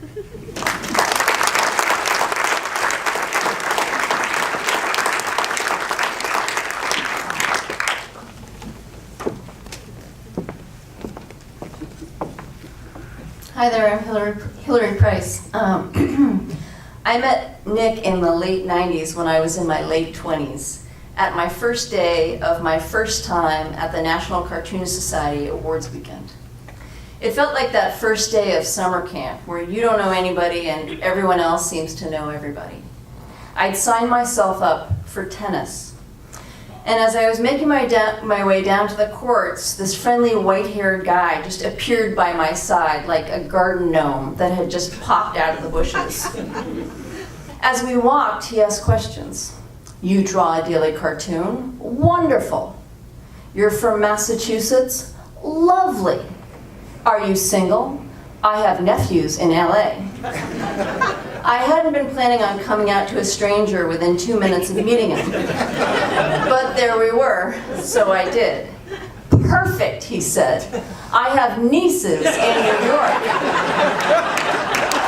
That's closer anyway. And thus I made my first friend and doubles partner. I learned a lot about Nick in that fateful tennis game, but a little background is needed for that to make sense. A college pal once told me about a quiz she took in the back of Tennis magazine when she was in high school. It asked you questions about your playing style. Did you stay at the baseline, or did you like to move up to in for a volley? Did you prefer doubles, or were you a singles type? You gave yourself points for each answer, and then Tennis magazine described your personality to you. Tennis magazine's point was this: how you do one thing is how you do everything. So on the courts with Nick in that hot Alamo sun, while we were battling cartooning greats like Will Eisner, I remember Nick's "you got this" from the baseline, and his advice that you play your best when you're less invested in the outcome. He shared with me his secret mantra as he took each swing. I don't give a damn. I don't give a damn. His game was one part irreverence, one part coaching, and one part encouragement. And as I came to learn, how Nick did tennis is how Nick did everything. I'd call our friendship a mentorship. Not for tennis, he wasn't that good. But for cartoons and for theater. Listen, he'd say. You want to compose a cartoon like a panel is the stage in a play. You're the director, and you audition which characters should be in the scene. Add just enough setting to let the reader know where they are, and use lighting to tell the reader where to look for the joke. I think I had intuited these lessons, but Nick gave it structure. His lessons have become the scaffolding for how I teach gag cartooning to students. These cartooning weekends that we go to once a year are high-octane social affairs, and it can take an hour to walk 10 feet. Still, Nick made time for us to go over my work, and when I wrote a play, he badgered me to follow through. Who badgers people when they have no skin in the game? Well, Nick. Knowing Nick was there, knowing that he cared, knowing that he was watching out for me, I can't overstate how meaningful this was and is to me. The practical advice that he gave, I heard it. But the bigger gift of acceptance and love, I felt it.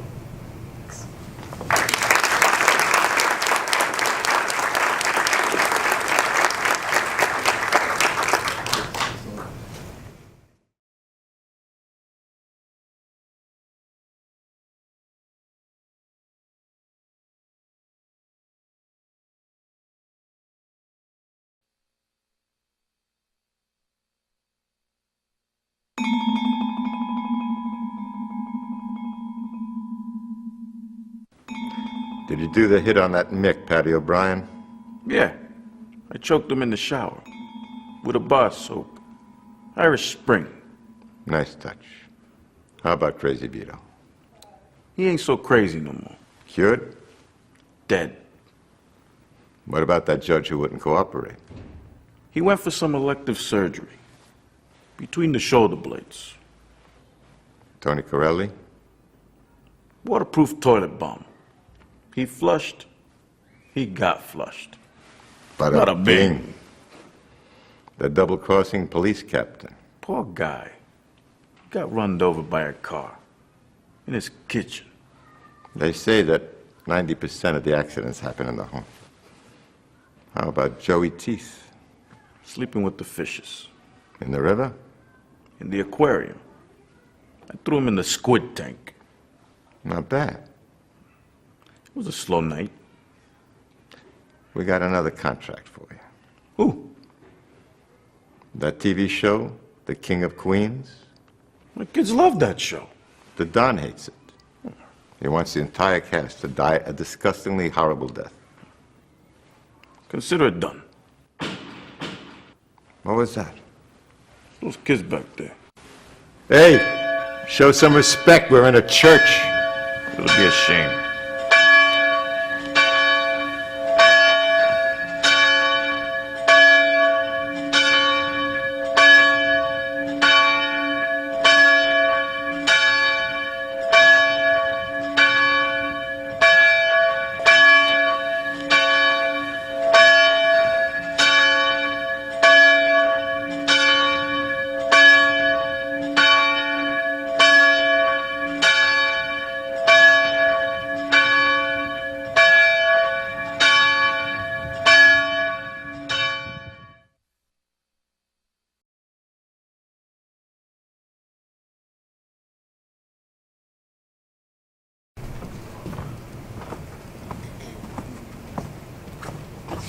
I owe my entire career to Nick.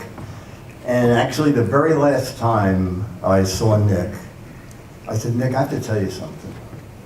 If it wasn't for you, I would not have 52 years at Mad Magazine. And I said, Nick, I'll never forgive you for that, you son of a bitch. I could have been at Payless. You ruined my career.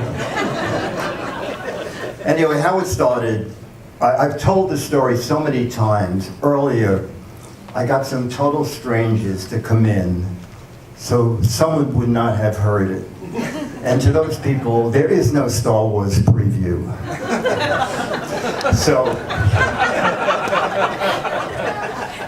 60 years ago, actually it was 50 years ago, I was reading Mad in high school, and then I was thinking, I like reading this, I want to write this. So I bought a book called Writer's Yearbook, because it had a lot of chapters about submitting to magazines. And that's when I found out there were magazines that would only accept submissions if you had an agent. And then there were magazines that would take anything from anybody. Mad Magazine was on that list. But it said if you send in a submission, not through an agent, and they don't like it, they will just throw it away. So you must send a self-addressed stamped envelope, which I did. And I wrote a takeoff on TV ads, which Mad was doing a lot of. And the big envelope, I sent it. And a month later, my envelope came back. I was so depressed. And I actually put it in the drawer. And then I thought, you know, maybe it's almost good. There'll be a note in there. So I opened the envelope. It's cardboard. And I slide the cardboard out. And it says, ha, ha, ha. Thought your script got rejected. Stapled to this cardboard is a check for $100, which is a lot back then. It's more than Mad pays now. And then it said, please call me. I want to talk to you about writing more for Mad, Nick Meglin. So that went on for an incredible time, and I'm so glad, you know, every time we would meet, we would joke with each other and end up hugging, as you all know. And the one thing about Nick is Nick did not believe in the hereafter.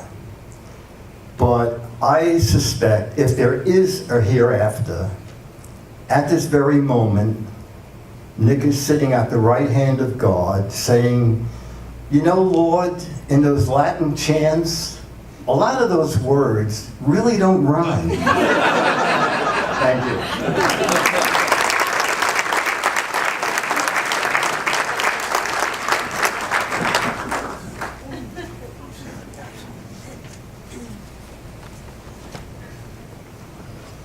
That was Dick DiBartolo, by the way. He didn't introduce himself, in case you didn't know. I was told to keep this, my name is Drew Friedman, by the way. I was told to keep this to about 3 minutes. Fuck that. We're talking about Nick Meglin. So I might go about 3 minutes and 15 seconds. I owe it all to Nick Meglin, and I'm going to explain that. I was a weird, strange kid. I love Mad. I wanted to be a Mad contributor. I memorized all the artists. They were my heroes. And the writers. But I also memorized who the editors were, which is strange when you're a little kid. But I knew who, of course, Al Feldstein was, and Harvey Kurtzman before him, and also Jerry DiFuccio and Nick Meglin. I mean, these guys were my heroes too. So as a boy in the early 70s, I adored Nick's book, The Art of Humorous Illustration. In fact, it was practically my Bible. How could it not be? I wanted to be a humorous illustrator. I wanted to be one of the usual gang of idiots. I wanted to draw for Mad. And Nick's book explored the creative process of many of my heroes. Mort Drucker, Al Jaffe. Is Al here tonight? What am I doing here then? Arnold Roth. Is Arnold here tonight? Boy, Nick was popular, wasn't he? Paul Coker, anybody? Also Jack Davis and Sergio. I practically memorized that book.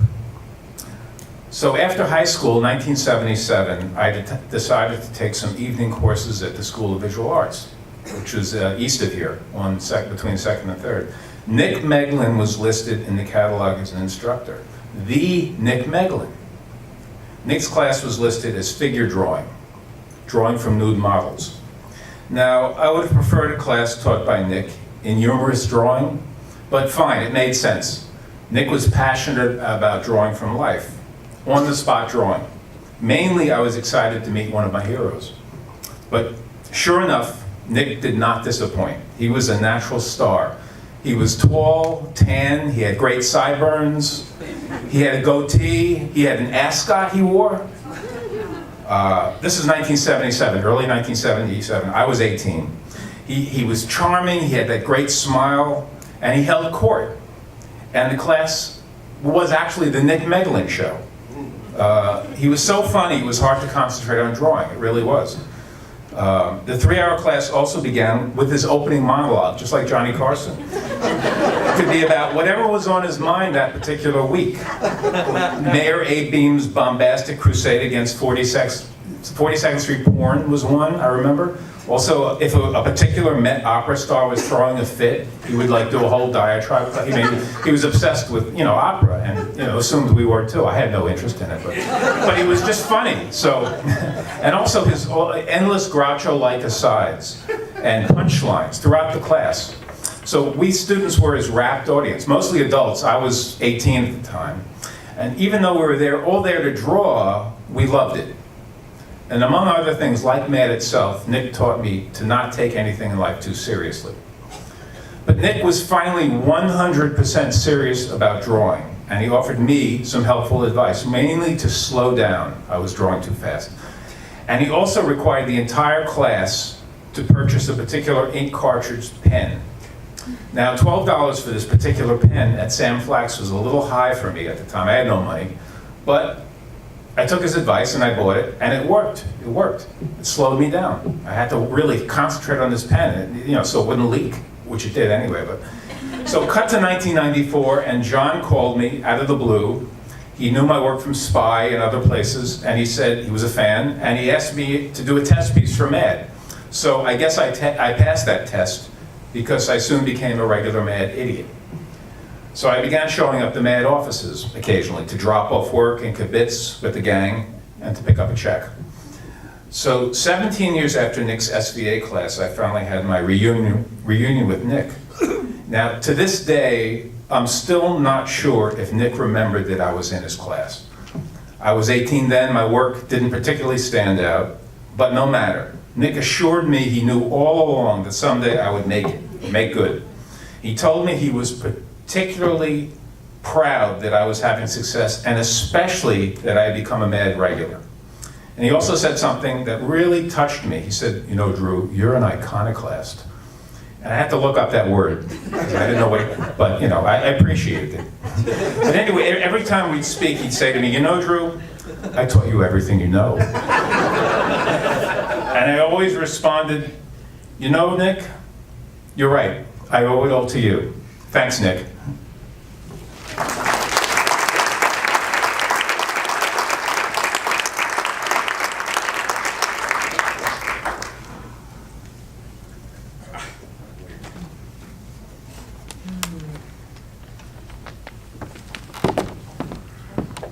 I'm an old man.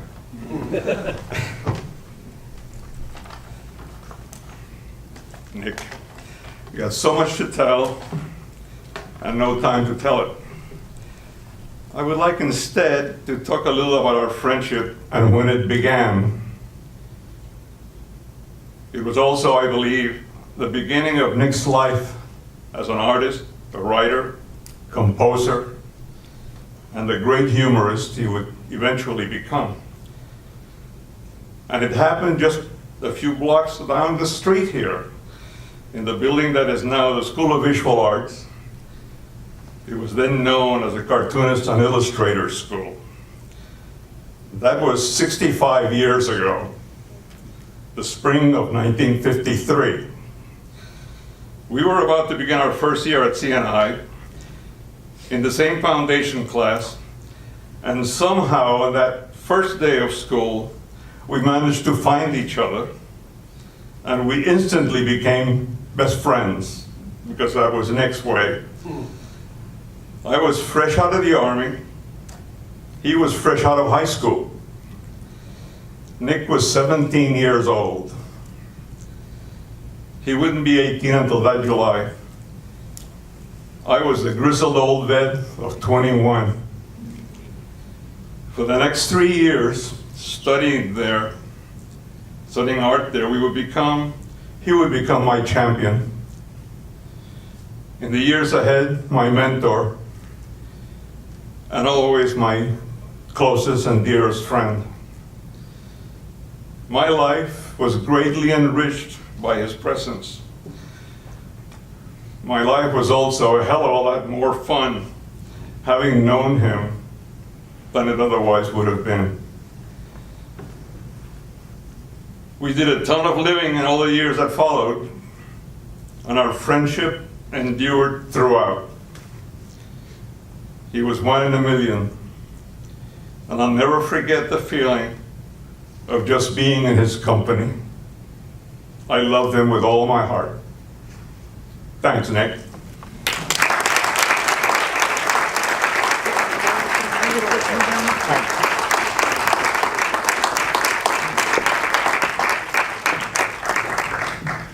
So after Nick and I wrote the musical Tim and Scrooge, a producer came up to me and asked if I would write the music for the musical version of Grumpy Old Men.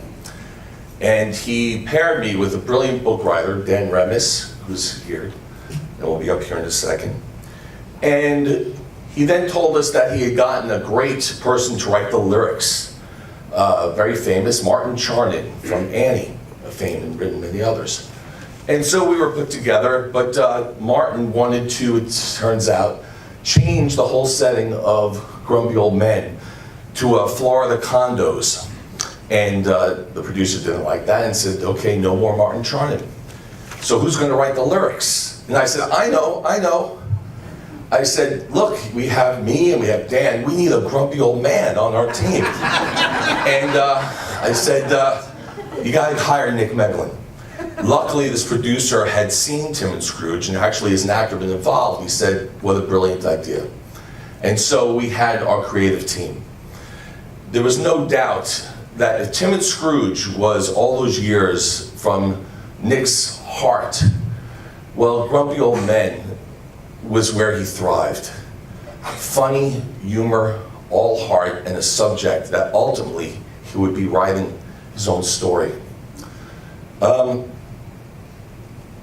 We went through many incarnations, and once again, reading after reading, and these were all celebrity driven. I mean, it was amazing right out of the bat. The Grumpy Old Men were the two Sweeneys, Len Cariou and George Hearn facing off against each other.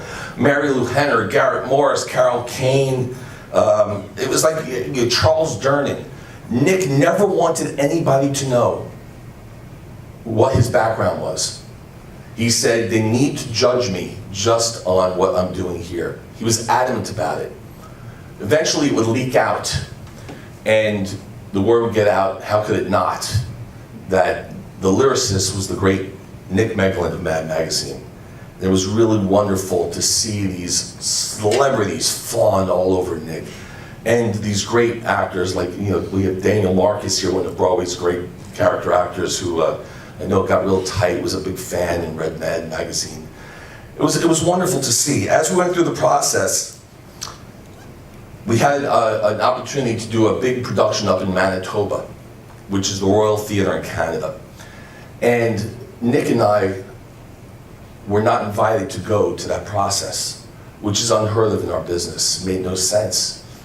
And so when we went up there to see the opening, you can imagine that we were disappointed it wasn't the show that we really wanted. It took us years to get the rights back, and finally we did. Dan, Nick, and I got the rights back. And we were able to do a reading in New York and do our show, the show that we wrote, with the incredible, incredible lyrics that Nick Meglin wrote. From that, we were able, with the help of our agent, Susan German, who's here, secure a licensing deal with one of the biggest companies in the world, which is TRW, Theater Rights Worldwide. And from that, We then had our big US premiere scheduled for a month ago at the Algonquin Playhouse, one of the great theaters in the country. Can you imagine the excitement we had? And it was incredible. Here we are, finally getting our second chance to resurrect the show that we love so much our way. Nick came up from North Carolina. We did the reading, which was some of the actors, and really just for the director, Matt Lenz, and it was heaven in that room. And then Nick came out and we had a meeting. Just the director, Dan Remus, and I. And we basically had this creative session about the little changes we were going to make. Nick was thrilled. He had already known that Sally Struthers was going to be in it, and he knew that this was going to be big. He knew how that we were signed by TRW. He knew that he had gotten paid a lot of money. These were good things, because Nick deserved to know these things after this incredible career at MAD, that he now was an established musical theater lyricist. And then we got the call you never want to hear. So I just want everybody to know that he knew how wonderful things were. Though he didn't get to be there for the first day, and all the actors, what a cast we had. What a cast. And then the show in previews, people are laughing from the very first line. And people are howling at Nick's lyrics, just like we always thought they would. And songs that he wrote. Life is all about living. The big song that Hal Linden brought the house down, Nick's lyrics. It was incredible. The opening, the second song was called The Way to Go. About 4 old friends talking about it, that if you're gonna go, make sure it's quick, because you'll be a lucky stiff. People howled. How do we know that Nick was writing about himself? And there was a song that we're so privileged right now. We had one of the great actors, in theater history, somebody who I'm a fan of for a long time. He was nominated for the Tony Award when he was in Ragtime, the musical. He was the Phantom in Phantom of the Opera. He played one of the grumpy old men, the Jack Lemmon role. And after our run was over, we knew we were going to do this. I said, and his name's Mark Jacoby, and I said, Mark, the songs that we think we're doing are not songs that were sung by your character, but the other actors playing those characters are already off, but no one's more appropriate to sing these songs than you. And he said, yes, I'd love to be there. And he learned the songs that he really didn't sing in the show so he could be here. So ladies and gentlemen, we're going to do 2. And Eugene Woutz, once again, is going to accompany, and Mark is going to sing. And this song, the first one we're going to do, is a song, it's called An Angel. And I know that he was thinking about Linda when he wrote this. There's no doubt. But then how unbelievable that it's about himself.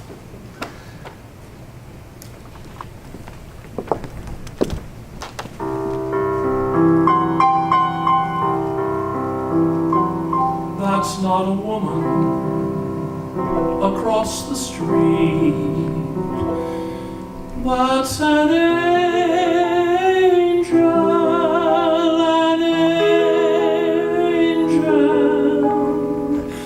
If only for a moment the world is upside down, does the sun seem somewhat brighter? Is the snow a little whiter? Look, a smile. What happened to that frown? Well,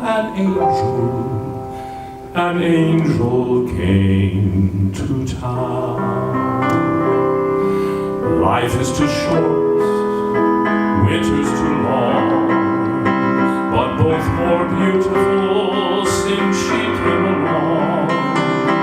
When an angel knocks upon your door, scoop her up and and waltz across the floor. That's not an angel across the street. She's an angel,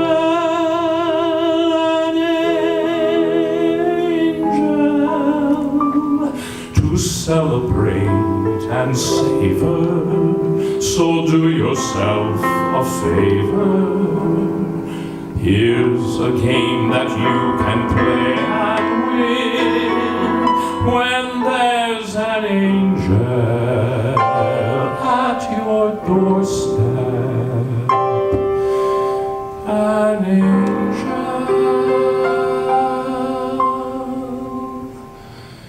Why not let her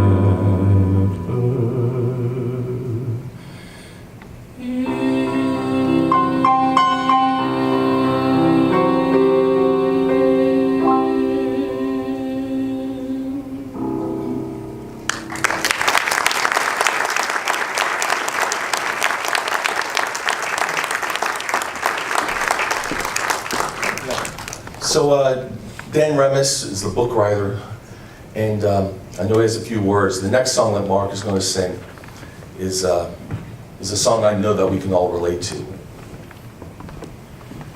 I was book writer for Grumpy Old Men, and early on in the process, I was told that I need to meet Nick Meglin, and I need to have lunch with him, just one-on-one, and that he was possibly interested in writing the book too, and that if I were to write the book, which the producer had already hired me, I had to get past Nick.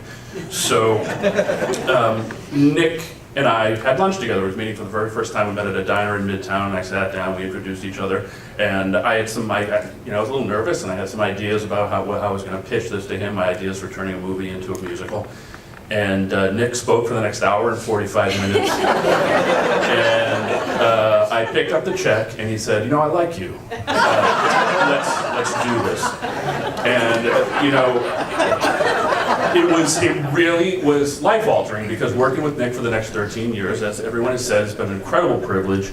And I think these songs just speak to his brilliance. He took couple little things out of the movie. A line that says she's an angel and creates this beautiful song. And the other one that he picked out was when the Grumpies have been fighting throughout this whole time, and one of them has a heart attack, and the other one has to go to the hospital, and the nurse says, "Are you family or friend?" And he's neither. And he has to respond to this, and Nick wrote this beautiful, beautiful ballad. And Mark's about to sing it.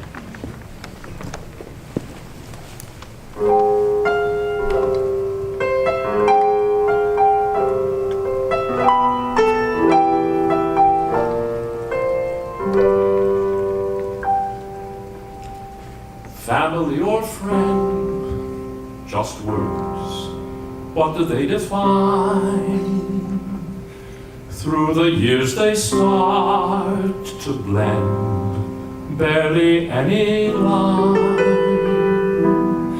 Many friendships come and go, while others never end.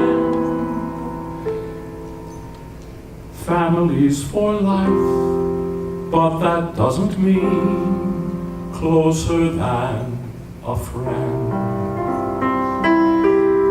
What is said and done, I know, mostly out of spite, should be only just for fun, the way that good friends fight. Battles going on and on that never can be won. Leave that all behind. New days have begun. There's no erasing all the years, embracing what you know was wrong. But to stop, that's damn hard. You cannot measure all the wealth of treasure that you might just fine right in your own backyard. Family or friend, it's true, both can drift apart. But there's nothing you can't mend, just look into your heart.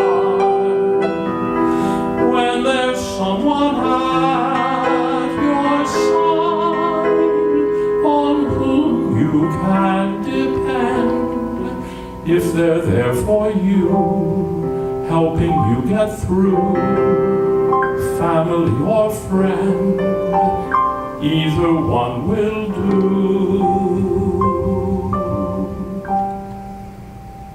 Family and friend.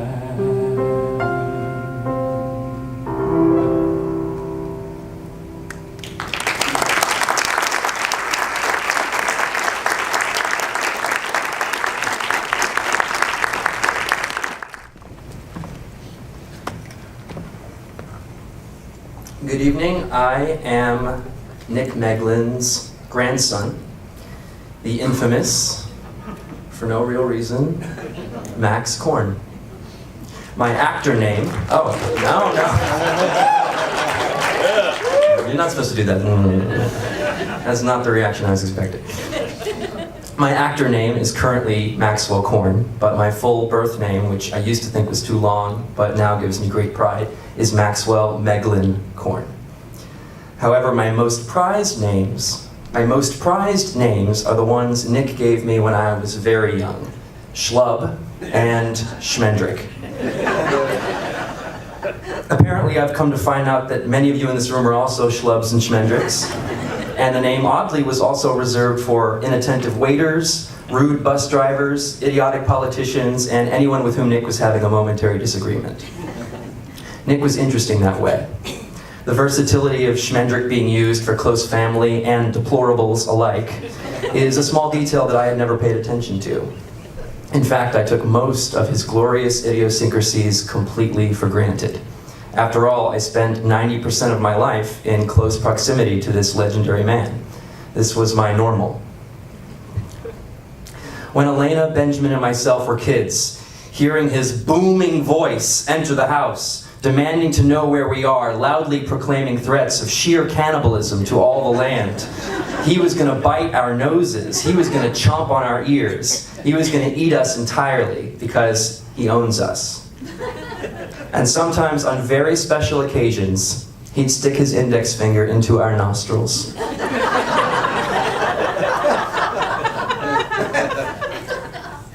Picking us up from school, schlepping us all around Durham, he would use those car rides as opportunities to share beautiful music, interesting anecdotes, and life lessons with us.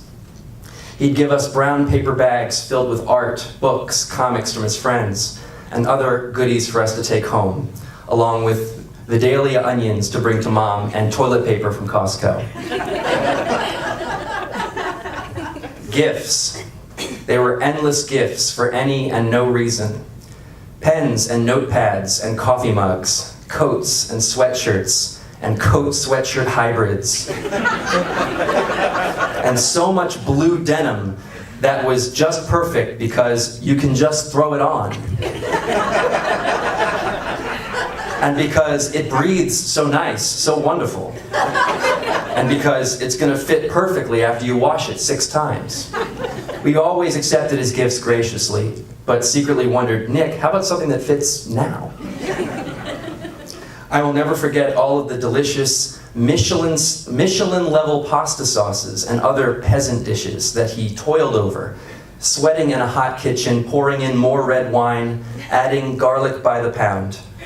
Never using a single written recipe, and like his lyrics, constantly experimenting, improving, perfecting meals that can probably never be replicated, that live on only in the recesses of our minds.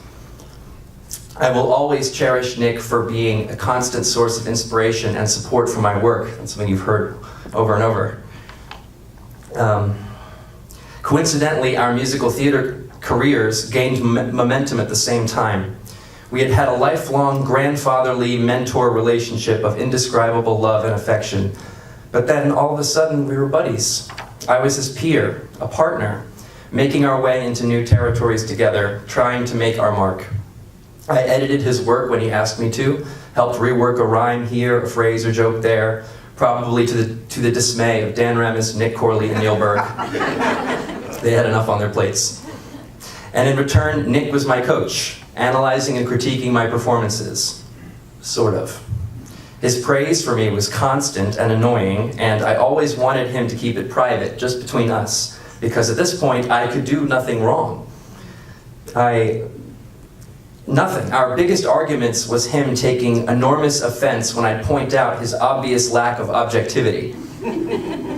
The amount of smoke that Nick Meglin blew up my ass, you'd think I was Stephen Sondheim himself. I think many of you know that feeling too.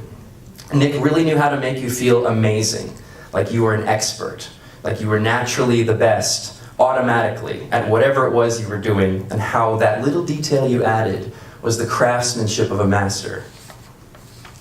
My fondest memories, however, were Nick in his element, at his best. The thing with which so many of us relate. The nigh infinite memories of dimly lit restaurants, Nick suddenly bursting into one of his several types of laughter, which I will now perform for you.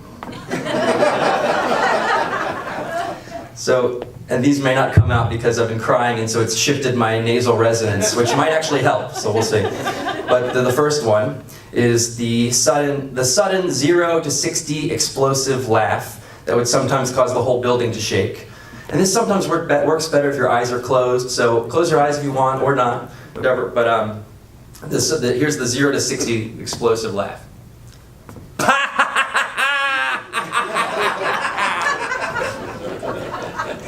Thank you.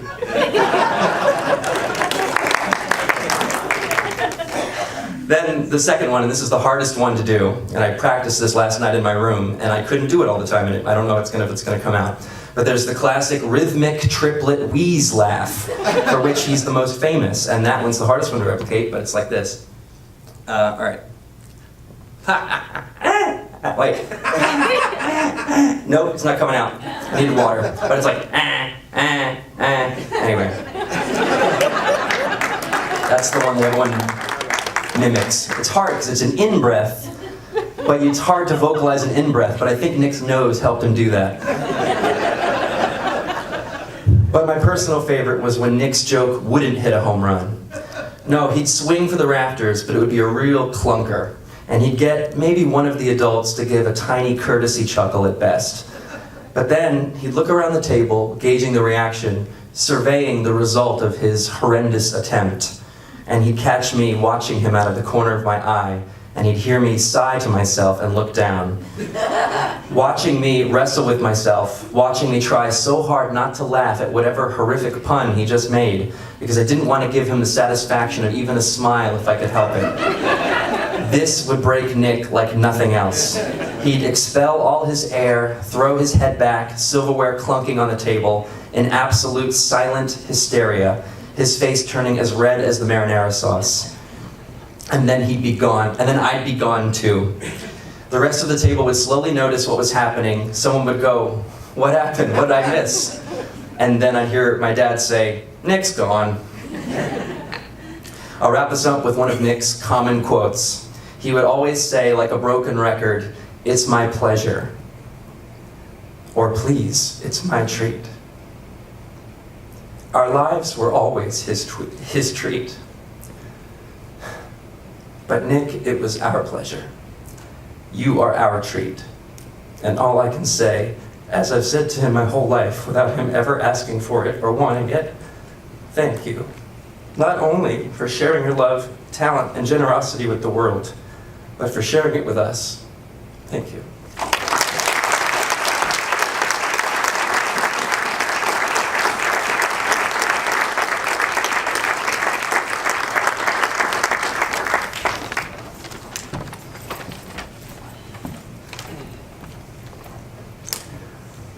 Well, I am Sam Viviano, and I have the distinct honor of being one of the thousands of people who are Nick Meglin's closest friends. And I have the even more distinct honor of being the last speaker tonight. And so I don't plan to speak long, because it is getting late and we've heard testimony from a fair number of Nick's friends and family. And some people may think that a dozen speakers is a lot for an event like this, but I contend that there are dozens and maybe even hundreds more right here and throughout the country tonight. Everyone in this theater has a Nick story. There are those who have known Nick for 50, 60 years, since he was a young pup at the Cartoonist and Illustrator School and getting his feet wet at EC Comics. There are those who worked with him on a daily basis for decades at Mad Magazine. There are those who lived and loved and collaborated with Nick during his highly productive years after Mad in North Carolina. There may be even some here who met him for the first time this May at the Rubens in Philadelphia. And you all have a Nick story or 2 or 20 to tell.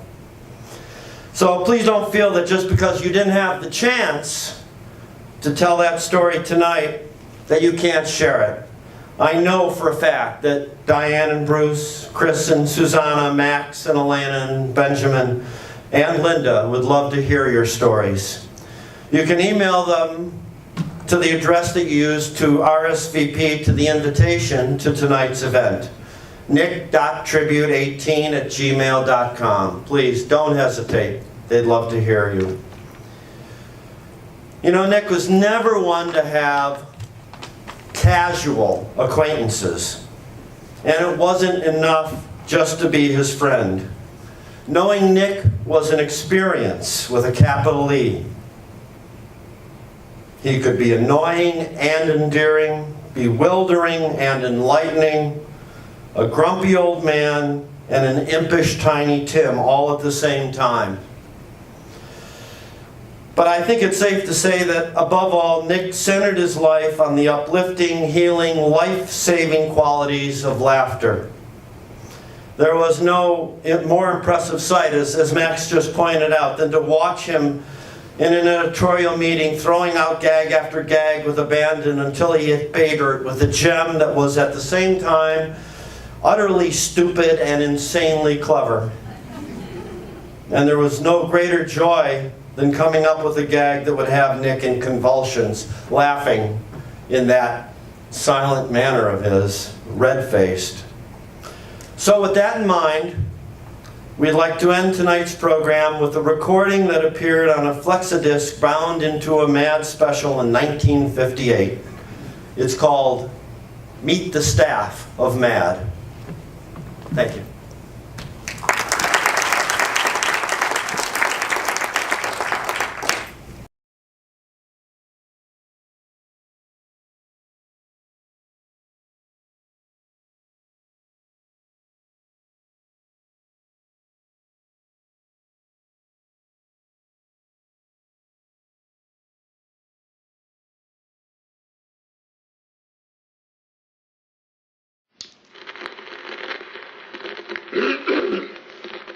How do you do?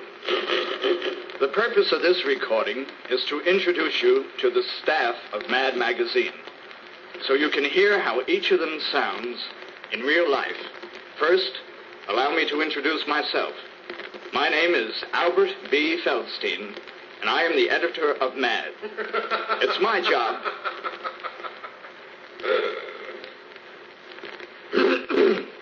My name is Albert B. Feldstein, and I am the editor of Mad.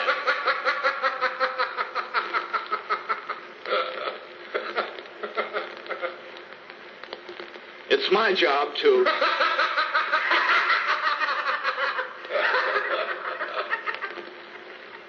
I am the editor of Mad, and it's my job...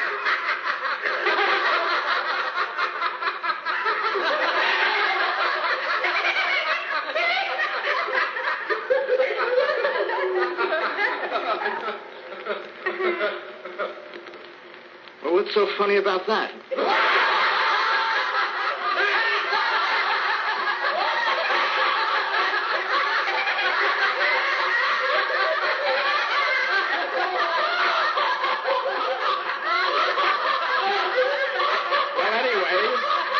John Putnam, and Jerry the Juicer, Wally Wood, Bob Clark, Gloria Orlando, Frank Jacobs, Don Martin, Leonard Brenner, Joe Orlando, David Byrd, Celia Morelli, Frank Kelly Freed, George Woodbridge, Morris Drucker, Al Jaffe,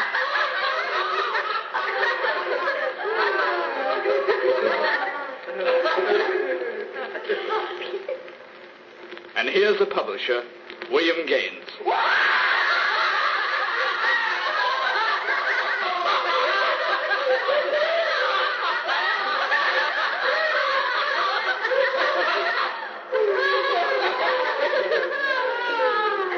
They're all mad.